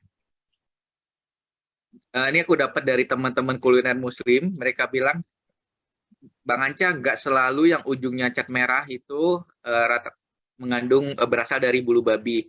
Tapi rata-rata merek Eterna itu yang mengandung DNA babi. Gimana mereka mengetahuinya? Mereka masukin ke lab. Mereka masukin ke lab untuk kuas Eterna dan Omega. Jadi untuk yang baru kedapatan benar-benar itu yang merek Eterna itu yang berasal dari bulu babi. Begitu ibu-ibu. Nanti aku coba share, mereka kemarin udah kirimin datanya ke aku mengenai kuas-kuas mana yang boleh, yang aman, dan mana kuas yang berasal dari bulu babi dan cara membedakannya. Begitu. Jadi Eterna udah jelas berasal dari bulu babi. Makasih, Bang. Ya, sama-sama. Lanjut ya. Silakan. Nah, ini jenis makanan yang harus kita waspadai. Kalau di Indonesia kan ramen noodle dan lain-lain itu udah banyak banget sertifikasi halal. Tapi kadang-kadang orang tuh nggak memahami sebenarnya kalau kita beli produk impor ya, kalau misalnya lagi ada di Indonesia di Munggunghwa ya, yang untuk Korean food, banyak itu namanya ramen yang belum ada sertifikasi halal. Titik kritis mereka ada pada penggunaan animal fat, kemudian chicken ekstraknya, beef ekstraknya, bacon ekstrak, dan lain-lain. Sarannya cari yang dengan halal sertifikat, atau kalau kepaksa kita nggak dapat salahan sertifikat, cari yang vegan atau vegetarian. Ini dan kondisi kita lagi di luar negeri, kita tidak bisa mendapatkan mie instan dengan sertifikasi halal. Tapi kalau Indonesia udah banyak sertifikasi halal. Bahkan Nongsim di Korea sama Indonesia beda. Nongsim di Indonesia udah sertifikasi halal, di Koreanya masih pakai babi. Oke. Beda pabriknya pastinya dia. Nah ini sama, kayak mecin juga harus kita hati-hati nih. Instant seasoning ini kayak di sana bisa pakai bacon ekstrak, chicken ekstrak, dan beef ekstrak. Chicken ekstrak dan beef ekstrak juga harus kita waspadai karena kita harus yakin bahwa ayam dan sapi MSG-nya ini dipotong sesuai dengan syariah. Kalau kepaksa cari dengan halal, dengan vegetarian bisa membantu. Selama ini kita mikirkan ya udah nggak apa-apa makan yang ayam sama beef, tapi ternyata sampai harus checking lagi ayam dan beef berasal dari sembelihan sesuai syariah. Kecap atau saus tomat. Saus tomat di luar negeri itu bisa ditambahkan dengan khamar, namanya spirit vinegar. Spirit ini spiritus vinegar. Spirit. Jadi kalau menemukan spirit di suatu makanan, kalau dapat oleh-oleh luar negeri, ada spirit vinegar, artinya udah haram. Karena berasal dari khamar, spirit vinegar. Paling aman cari yang dengan logo halal. Atau bawa sendiri. Iya, aku bawa karena kayak saus yang sambalnya itu beda banget Indonesia sama luar negeri. Iya, enakan yang punya kita. Enakan punya kita banget tomat nama ini. Tapi dalam keadaan terpaksa mungkin kita kalau cuma tinggal lagi liburan kan enak ya. Tapi kalau kebayang tiba-tiba anak-anak ibu-ibu nih misal lagi di luar negeri nih udah kuliah nih di luar negeri, kita kan nggak tahu nih masa depan mereka. Jadi kita harus mulai ngebekali mereka gimana cara mereka mendapatkan makanan halal ketika mereka berada di luar negeri. Oke. Itu aja sih. Kalau cuma untuk liburan kita masih enak bisa bawa rendang, bawa makanan yang frozen. Tapi kalau kita benar-benar stay di luar negeri itu perjuangannya luar biasa banget. Tapi kalau temanku bilang, asal kita mau usaha bisa gampang kata dia, cari komunitas muslim, kemudian kalau pengen makan cari di restoran yang deket-deket daerah masjid, karena biasa deket-deket daerah masjid tuh artinya banyak makanan halal, atau kalau enggak ya cari yang makanan orang Turki dan lain-lain. Kalau enggak ya paling aman tadi akhirnya kita masak sendiri, beli dagingnya di RPH yang udah halal di sana. Nah ini udah banyak banget sih untuk lembaga sertifikasi halal luar negeri, gak hanya Indonesia, dan semuanya bisa kita gunakan. Kayak di Amerika ada, Jepang aja ada 2, kemudian di Korea ada KMF, kemudian di Amerika aja ada ISA, ada Infanka, ada Eropa juga ada. Jadi misalnya ibu-ibu bertanya, pernah dapat nih bang, Biskop halal nggak? Biskop halal kok, karena dia dapat sertifikasi halal dari Eropa. Misal kayak apa lagi yang bisa sering dipakai ibu-ibu? Apa yang untuk baterai itu? Wisman ya? Wisman juga halal karena dapat sertifikasi halal dari Eropa. Nah ini kalau untuk yang tips kepada teman-teman dan ibu-ibu, bapak-bapak yang ada di sini, ingin berkomunikasi kepada brand, misal pengen makan nih satu tempat belum sertifikasi halal, bisa kita tanya gini, bertanyalah dengan adab. Nah ini, Min, ini bisa lihat ya, ada miskom nih Kak, kami menggunakan Tofiko Zero.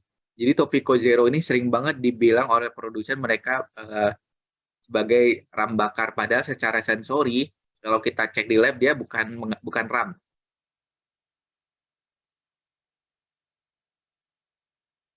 Jadi intinya kita kalau punya ilmu kita bisa komunikasikan hal ini kepada brand atau ke penjual nasi goreng juga. Kadang-kadang penjual nasi goreng atau abang-abang gerobakan itu mereka pakai angcu itu bukan karena mereka pengen, karena mereka nggak tahu. Jadi kita harus kasih tahu, Mas ini kan angcu ini masak, Mas Muslim nggak? Sebenarnya kalau muslim berarti Mas udah memberikan makanan yang haram kepada teman-teman muslim gitu. Jadi memang kita banyak dari ibu-ibu malah sebenarnya yang lebih lebih getol, yang lebih kuat girohnya itu ada ibu-ibu. Mereka sering banget ibaratnya kayak grebek satu tempat, kemudian oh ngecek ini pakai pakai angcu, lalu mereka melaporkan dan memberikan edukasi kepada penjualnya. Begitu. Mungkin ini adalah bahasan terakhir dari saya, sama ini sama kayak tadi ya. Mungkin aku sharing lagi. Ini saya lapar, sertifikasi atau enggak. Kalau yes, bismillah sikat. Kalau enggak, kita cek dulu Chinese food enggak.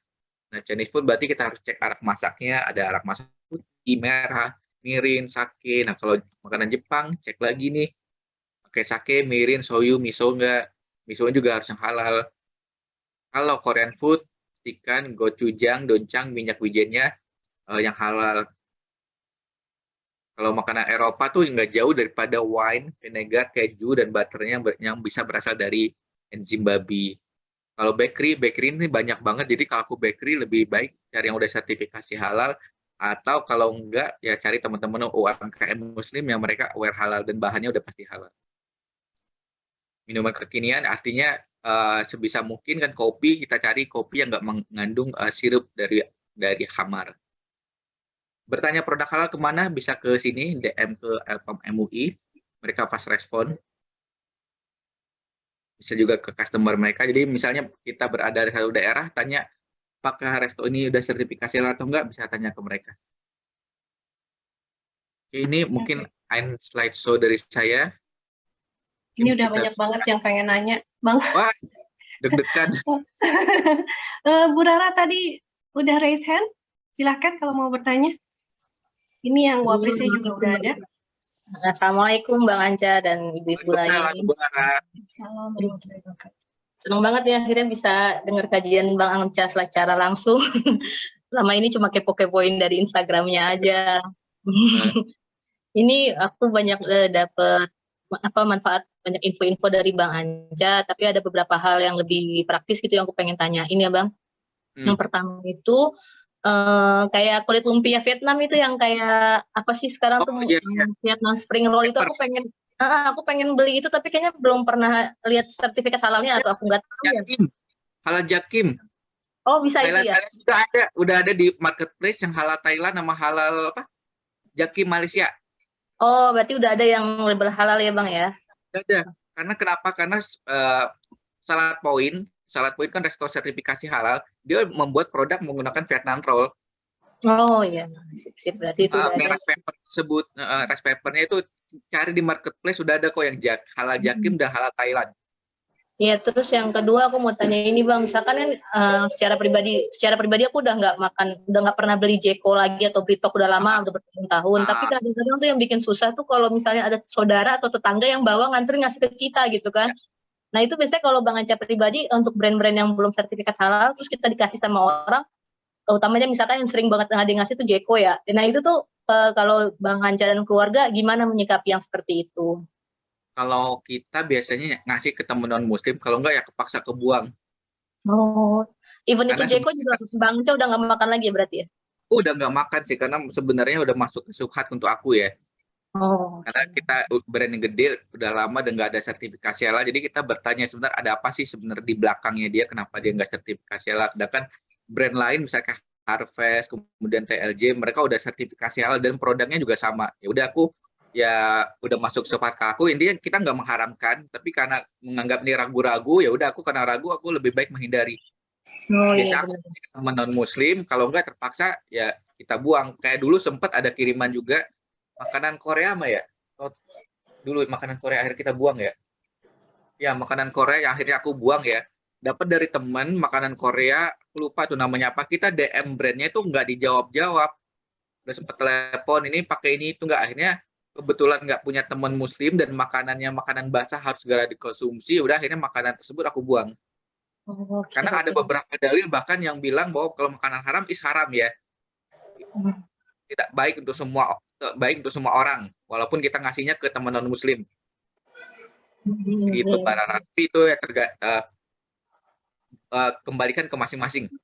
Oke, Mas ada gambaran aku jadinya Kan kalau Ya, beli tok tuh aku memang pernah dengar ada temen yang kerja di situ bilang abonnya masih impor dan katanya nggak halal. Jadi aku pikir kalau udah beli tok abonnya begitu kan berarti yang lain udah nggak boleh. Cuma kalau Jeko tuh aku belum pernah dengar kan. ya Tapi sih. Sebenarnya kalau kita lebih karena sebenarnya kita nggak ada bukti juga sih Mbak untuk mengatakan dia haram ya. Jadi hmm, kalau masuk ke subhat karena kalau tuh kita mengatakan haram berarti harus ada bukti nih, evidence hmm, benar-benar kita punya bukti di statement dia haram. Tapi kalau hmm, kayak gitu aku masuknya ke subhat karena intinya kita nggak boleh mengharamkan sesuatu yang ternyata halal tuh. Ada dalilnya hmm. lagi. Hmm. Iya, iya, iya benar Mas. Terus kalau di kondangan gimana Mas? Kalau di kondangan, kalau dulu ada ustadz yang pernah bilang, kalau di kondangan jangan makan daging ayam, malah lebih baik makan daging sapi, karena kalau sapi disembelihnya di RPH yang jelas, yang besar. Kalau ayam bisa pribadi. Nah itu gimana tuh Mas? Nah, Kalau kalau di kayak kondangan. tadi masuk ke ini Mbak, masuk ke yang aku jelaskan kita berada di daerah mayoritas Muslim. Lama nggak Oh. ada bukti bahwa ayam yang nggak disembelih sesuai syariah, Bismillah. Hmm. Tapi kalau untuk kehati-hatian bebas Mbak. Kalau Mbak nggak mau konsumsi ayamnya pun nggak apa-apa. Tapi kembalikan ke pribadi. Hmm. Oke, Mas. Satu lagi ya Mas ya tentang ini apa namanya? Jadi kayak misalkan kita waktu itu pernah tuh ke restoran Sunda di daerah BSD, pas ada pesan-pesan segala macam, baru keingetan kan buat nanya. Akhirnya pas Ah, nanya, ini tumis kangkungnya pakai angciu nggak? Iya, kata dia ternyata pakai angciu. Jadi kita kan nggak makan tuh, padahal restoran Sunda doang kan kita pikir kan, akhirnya iya, diangkat lagi. Cuma kan kita makan hal-hal yang lain lagi. Nah itu penggorengannya kalau bekas angciu boleh kita makan lagi. Sama iya, kemarin tuh sempat mesen nasi itu goreng ya. di abang-abang gitu kan, lihat sausnya sih aman tapi pas sudah mau pulang tuh aku baru ngeh udah lagi dibikin ternyata di dekat penggorengannya tuh ada kuas, kayaknya itu buat ngebersihin penggorengan atau bagaimana. Nah itu masih bisa dibeli nggak sih makanan-makanan yang kira-kira udah bekas bercampur kayak gitu? Kalau biasanya kita harus pahami dulu proses dapur produksi ya. Kalau dapur itu biasa ketika mereka mau memasak ke satu menu ke menu lain pasti dicuci, cuci Hmm. dengan air dulu mereka pasti penggorengannya. Tapi sebagai indikasi ini sebenarnya nggak boleh karena kita harus yakin benar-benar cuci bersih. Karena cuci bersih itu bisa pakai sabun dan lain-lain. Nah itu kalau aku ya kita biasanya nggak makan, sempat akhirnya nggak makan sih. Ketahuin itu udah tinggalin aja makanan tersebut. Oh, oke, oke. Lebih ke kehati-hatiannya sih. Masya Allah ya Karena itu sikap. mendingan rugi uang daripada aku memasukkan makanan yang nggak jelas halalnya. Oke, oke, sip, sip. Makasih Bang, udah kegambar. Alhamdulillah, terima kasih banyak ya. Semoga Iya. puas Mbak Rara, dan sebelum ada Mbak Yaya yang juga mau bertanya, saya bacakan dulu pertanyaan yang di chat ya, Bang ya. Ini kan tadi ada yang, tadi kan Abang menjelaskan tentang Biskov. Nah, ini terus ada yang nanya, kalau Toblerone ada nggak sertifikat dari luar negeri misalnya? Terus sekalian minta slide-nya Bang Anca ini kayaknya kan penting-penting semua nih. Kalau diminta boleh nggak sih ya, Bang? Diminta boleh nanti aku rapin ke PDF-in. Oke, oke. Kalau Toblerone aku belum dapat ya Toblerone tuh ya. Nanti dicoba dicari Toblerone tuh punya Eropa ya seingatku ya. Nggak harus cari dulu seingatku dia belum bisa jawab sekarang. Harus cari datanya dulu. Aku Terus salah nanti kita jawab. tinggal follow Bang Anca di IG, ntar dijawab di IG gitu ya. Oh, kalau boleh di DM dulu ya. Oke. Nah, DM dari kalau DM ku banyak tolong ingetin ini Bang ini dari kajian ini. Karena kadang kalau enggak aku biasa suka ignore kalau ada kebanyakan DM. Oke, Mbak Yaya, silahkan kalau ingin bertanya. Makasih Mbak Ika. Assalamualaikum Bang. Salam Ibu Soraya. Ya, yang ingin saya tanyakan, jadi beberapa hari yang lalu sempat lihat story teman yang soal topoki itu kan ada halal MUI-nya, tapi pas di ingredients-nya di belakangnya ada alkohol berapa Oke. persen, 1, berapa persen. Oke. Nah itu termasuk yang tadi dibolehin nggak sih Bang? Kan Iya. kayak bertanya-tanya, kok halal, ada halal MUI-nya, tapi itu termasuk yang gimana MUI itu memastikan bahwa oh itu alkohol yang tidak diproduksi di kayak pabrik wine kayak gitu. Nah yang berikutnya misalnya kita dapat oleh-oleh, negaranya kan Muslim, misalnya Turki, tapi begitu lihat itu kayak coklat yang ada bendera Jermannya, terus Swiss, karena coklat-coklatnya bukan buatan Turki gitu, itu tetap ya kita harus walaupun dari negara Muslim coklatnya di sana, tapi kalau nggak ada halal misalnya hal Eropa atau hal Turkinya itu tetap nggak boleh ya. Terus yang Sebenarnya berikutnya aku jawab satu satu lagi. dulu Mbak ya. Oh, Aku lupa. oke. Aku lupa. Oh, ya. Jadi Pertama itu kalau seandainya kita udah dapat produk sertifikasi halal, makan aja, nggak usah Oh. bertanya lagi. Karena intinya untuk mendapatkan sertifikasi halal berarti udah melewati proses yang panjang. Seperti aku jelaskan, biasanya mereka akan tuliskan bahannya apa, kemudian akan cek data, akan dicek lab, kemudian kunjungan audit pabriknya, dan lain-lain. Alkohol yang ada di tteokbokki tersebut biasanya juga ada di miso ataupun di obat batuk. Itu termasuk alkohol yang bukan berasal dari industri khamar. Bagaimana MUI mengetahuinya? Karena mereka udah mengecek uji lab dan lain-lain. Nah, ini sering banget pertanyaan, Bang, ini kok udah sertifikasi halal, kok masih ada alkoholnya? Jadi karena orang pahamnya kadang-kadang alkohol itu selalu haram, padahal alkohol itu nggak selalu haram. Alkohol yang diharamkan adalah yang berasal dari industri khamar. Tapi kalau udah sertifikasi halal, bismillah, makan belanja aja. Berarti udah tanggung jawabnya MUI jika terjadi kesalahan. Karena itu udah melalui proses verifikasi yang panjang sehingga mereka bisa mendapatkan label halal tersebut. Oke, pertanyaan kedua dulu ya, Bu Zoraya. Kalau untuk oleh-oleh coklat luar negeri, sebaiknya kita cek ingredientnya. Aku sih lebih kayak di Turki itu ada label halal sendiri sih biasanya, halal Turki kalau nggak salah. Aku juga sering dapat oleh-oleh dari Turki, biasanya ada label halal Turki. Tapi kalau seandainya kita dapat oleh-oleh dari luar negeri yang belum ada label halalnya, artinya kita harus ngecek bahannya. Karena pertama ada bahan tambahan makanan tuh, misalnya kode E3471 itu apa kode E ini? Karena ada beberapa kode E, bahan tambahan makanan yang bisa berasal dari babi. Sama juga kita harus cek di coklat, misalnya liqueur, adakah mengandung liqueurnya. Paling aman kalau kita cari coklat itu yang berasal dari vegan. Misalnya kita pakai lecitinnya dari soynya berasal dari soy.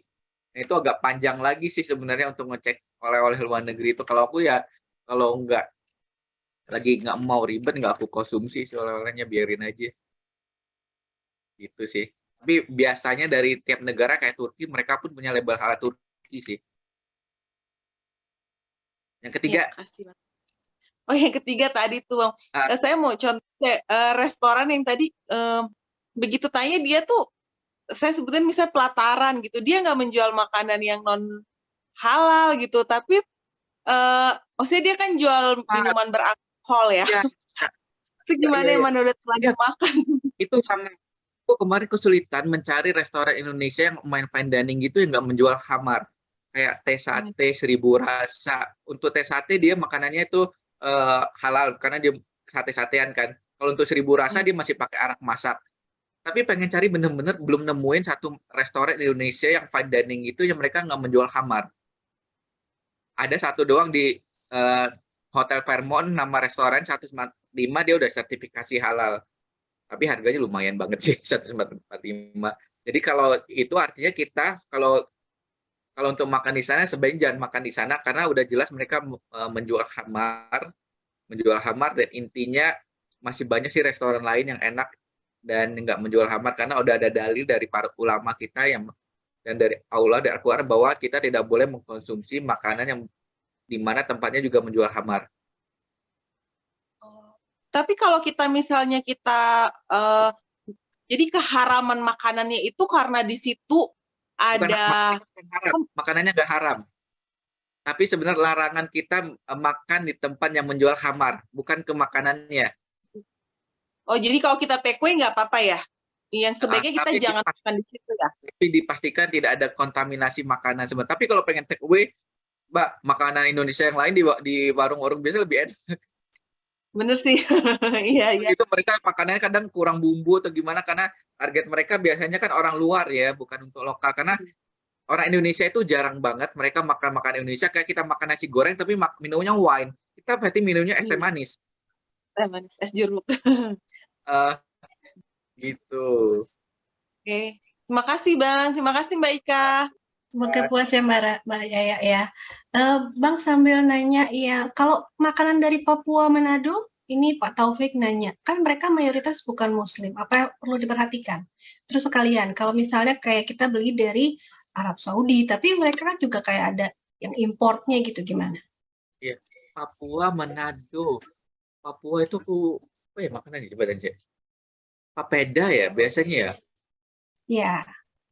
Heeh. Makanya papeda itu kan mereka biasanya langsung dari sagu ya, sagu sendiri kan. Kayaknya nggak ada kalau papeda ya. Heeh, tapi kita harus pastikan dapur mereka proses produksinya nggak campur sama mereka kan bukan babi ya kalau Papua yang non Muslim kan. Kita pastikan bahwa mereka kan cuma kayak papeda, ikan-ikanan seperti itu. Iya, Pastikan bahwa proses produksinya itu dapurnya nggak campur dengan makanan haram. Sama kayak Bali lah, intinya kita makan di Bali juga kita pastikan pertama misal kayak makan ikan ya pastikan bahwa freezernya itu nggak campur sama babi. Ketika mereka proses produksinya pun nggak campur produksi yang babi karena kayak Papua tuh yang aku tahu makanannya tuh nggak jauh-jauh dari ikan ataupun pakai papeda dan tepung sagu. Yang which is itu bahannya sebenarnya bahan-bahan halal, berarti kita lebih cek untuk proses produksinya dia. baik. Gitu. Oke, ini ada Mbak Muna yang bertanya ke saya, kenapa sih kok kesannya sertifikat pembuatan sertifikat itu UUD, ujung-ujungnya duit. Ada misalnya ini sebuah brand mie ya, namanya tuh mungkin ya kurang ahsan gitu ya. Terus tidak segera dapat sertifikat. Tapi di sisi lain ada brand makaroni yang namanya justru kurang sopan, Oh, malah seperti dengan mudah dapat sertifikat, Bang. makaroni itu kemarin kita sempat nanya juga ya, karena kan kita sebelum apa yang mie itu ya, mie setan dan lain-lain, ini kok bisa lolos sertifikasi ya? Nah, Sebenarnya kata dia karena mereka mengeceknya itu berdasarkan fatwa dan pas dicek bahwa untuk kata yang itu di KBBI nggak tercantum, nggak bermakna. Oh gitu? Iya, tapi kita udah melakukan komplain ya juga kemarin ke Elkom. Mungkin ini jadikan ke depan masukan juga bahwa terdapat juga bahasa-bahasa gaul di masyarakat. Nah, Iya. itu mungkin harus diperhatikan. Jadi nggak hanya bisa berpatokan kepada KBBI dan Betul. bahasa-bahasa internasional lainnya, tapi juga bahasa-bahasa gaul. Nah, itu udah kita berikan masukan dan semoga dijadikan masukan kepada para pemberi fatwanya. Kemudian masalah UUD sebenarnya apa ya? Namanya untuk proses sertifikasi itu artinya kan melibatkan banyak lab dan lain-lain. Nah, untuk masalah UUD aku nggak berani jawab ya karena nggak pernah sampai in detail masalah prosesnya ya. Tapi yang pastinya untuk proses sertifikasi itu memang membutuhkan uang. Dan aku bisa bilang memang nggak mungkin. Tapi kalau UMKM, sebenarnya UM kemarin pemerintah udah memberikan 3.000 banyak sertifikasi halal gratis itu aja.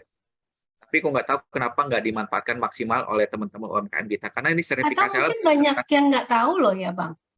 Oh, kalau masalah nggak tahu itu kayaknya udah banyak apa ya?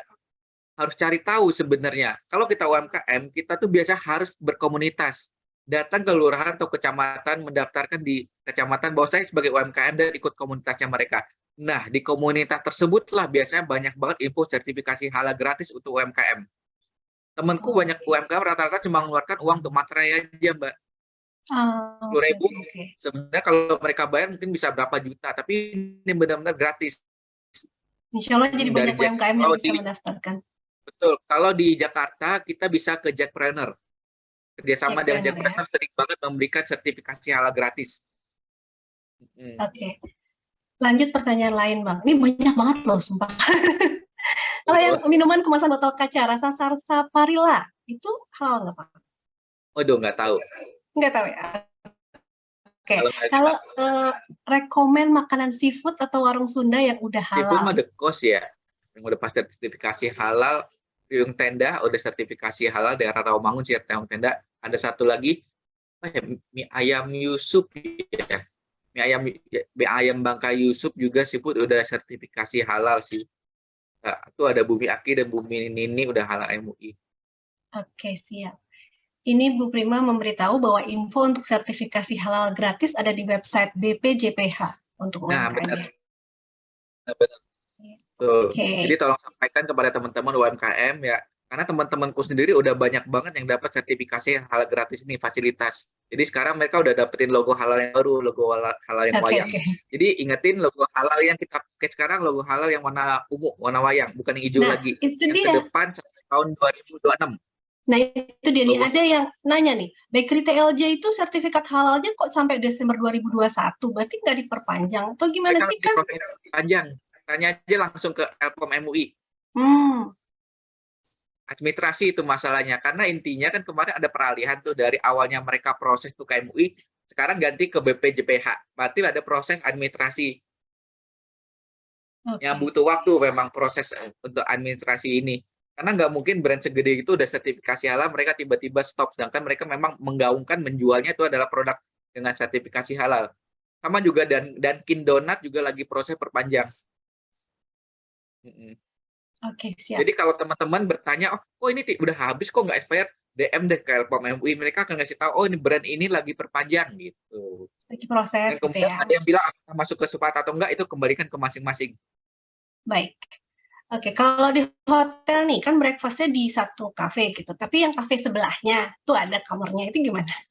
Kafe sebelahnya ya, kan kita nggak makan di kafe sebelahnya. Nggak apa ya, berarti kan emang sudah terpisah kafenya ya, Tapi kalau luar walaupun satu negeri malah restoran. lebih seru loh Mbak Satu Ika. hotel, maaf.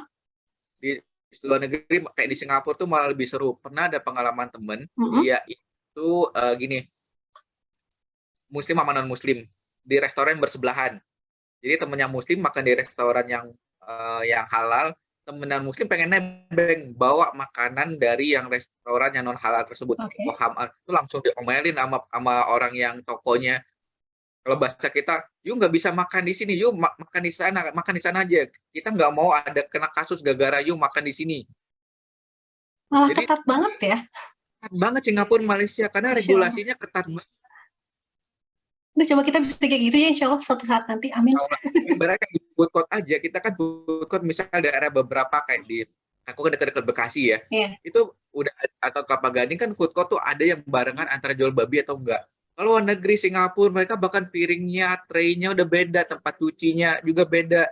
Pengen sih one day, agak bingung, kita mayoritas muslim kok malah dengan negara minoritas kayak Singapura. Iya, Telat betul. kita, bener. Itu Jadi ya insya Allah lah ya.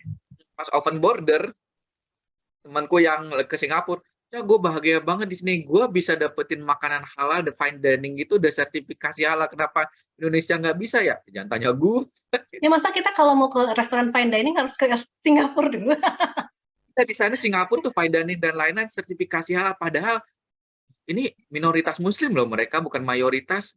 Iya. 30% doang muslimnya, tapi mereka malahan banyak banget yang sertifikasi halal. Iya ya. Ini Bu Nah, Prima itu juga kayaknya paham banget nih tentang logo halal. Katanya kalau yang hijau MUI masih berlaku sampai masa akhir peralihan tahun 2026 ya, Bang ya? ya betul, tapi untuk yang brand baru sejak Maret 2022, semua brand yang udah mendapatkan ketetapan halal dan sertifikasi halal di tahun 2022 bulan Maret udah nggak pakai logo hijau lagi. Logo ini pakai ada logo ungu. Tapi Oke. brand lama, karena kan kita kalau bikin brand tuh cetak packaging kan kemasan udah banyak ya. Kita ngabisin dulu sampai dengan 2026. Jadi pemerintah nggak tiba-tiba bilang harus ganti ungu semua, enggak. Mereka bilang masa peralihan sampai 2026, kecuali kita memang brand baru, ibarat Maret 2022 kita dapat sertifikasi halal, artinya kita udah pakai logo yang warna ungu. Nah ini artinya aku harus ngasih tahu ke anak, nah ntar cari logonya yang ini ya, yang ungu ya, jangan cari hijau-hijau lagi. Nah itu harus kasih. Iya. Iya, Bu Dias, berarti masih boleh breakfast di cafe hotel yang no kamar tadi kan pertanyaannya ya. Oke, Asal makanannya ini kalau diterusin terus kayaknya masih bakal banyak banget yang nanya, cuman waktunya sudah habis Bang Anca Oke. dan teman-teman ya. Oke, kita tadi udah seru banget ini ngebahas tentang halal food talks ini ya. Tuh bahkan yang mau raise hand juga ada. Ini mungkin perlu kita adain lagi kali ya Bang Anca. Kayaknya masih banyak juga teman-teman yang penasaran tentang halal food ini. Padahal udah dari tadi pertanyaan aja nggak cuma kita kasih di sesi terakhir ya Bang Aja. Udah dari depan pertanyaan, tapi nggak habis-habis. Oke, terima kasih banyak ini. Aduh, pertanyaannya masih hadir terus, tapi insya Allah nanti bisa ada jawaban juga dari Bang Anca. Di follow aja IG-nya Bang Anca ini ya, Bang. Bang Anca punya IG-nya udah menjelaskan banyak hal. Di situ juga mungkin ada pertanyaan-pertanyaan dari teman-teman juga yang bisa dapatkan jawabannya dari IG-nya Bang Anca. Oh iya, satu lagi bisa follow mentor aku, Ustadz Nanung.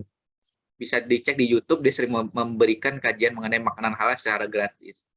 Namanya Ustadz Nanung Danung dan Nardono. Ini aku cek di sini ya. Danung dan Nardono. Oke, baik. Danung dan Nardono, iya. Dia isi halal banget, bahkan Danung dia dan Nardono. halal di 4 mazhab. Oke, Jadi dia baik. kalau kita memberikan pendapat, dia akan memberikan pendapat mazhab Hambali dan lain-lain. Misalnya kayak kita di Saudi, Dubai bisa menemukan bir halal, sedangkan di Indonesia nggak bisa menemukan bir halal. Kenapa? Nah itu karena perbedaan mazhab itu bisa dibahas banget in detail.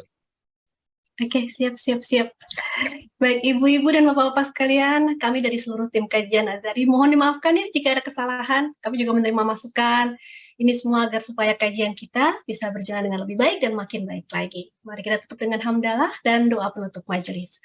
Subhanakallahumma wa bihamdika asyhadu an la ilaha illa anta astaghfiruka wa atubu ilaik. Terima kasih Bang Anja atas ilmunya, waktunya yang telah Jika ada salah ya, diberikan. ibu-ibu, bapak-bapak. Insya Allah sangat bermanfaat banget ini untuk kita semua.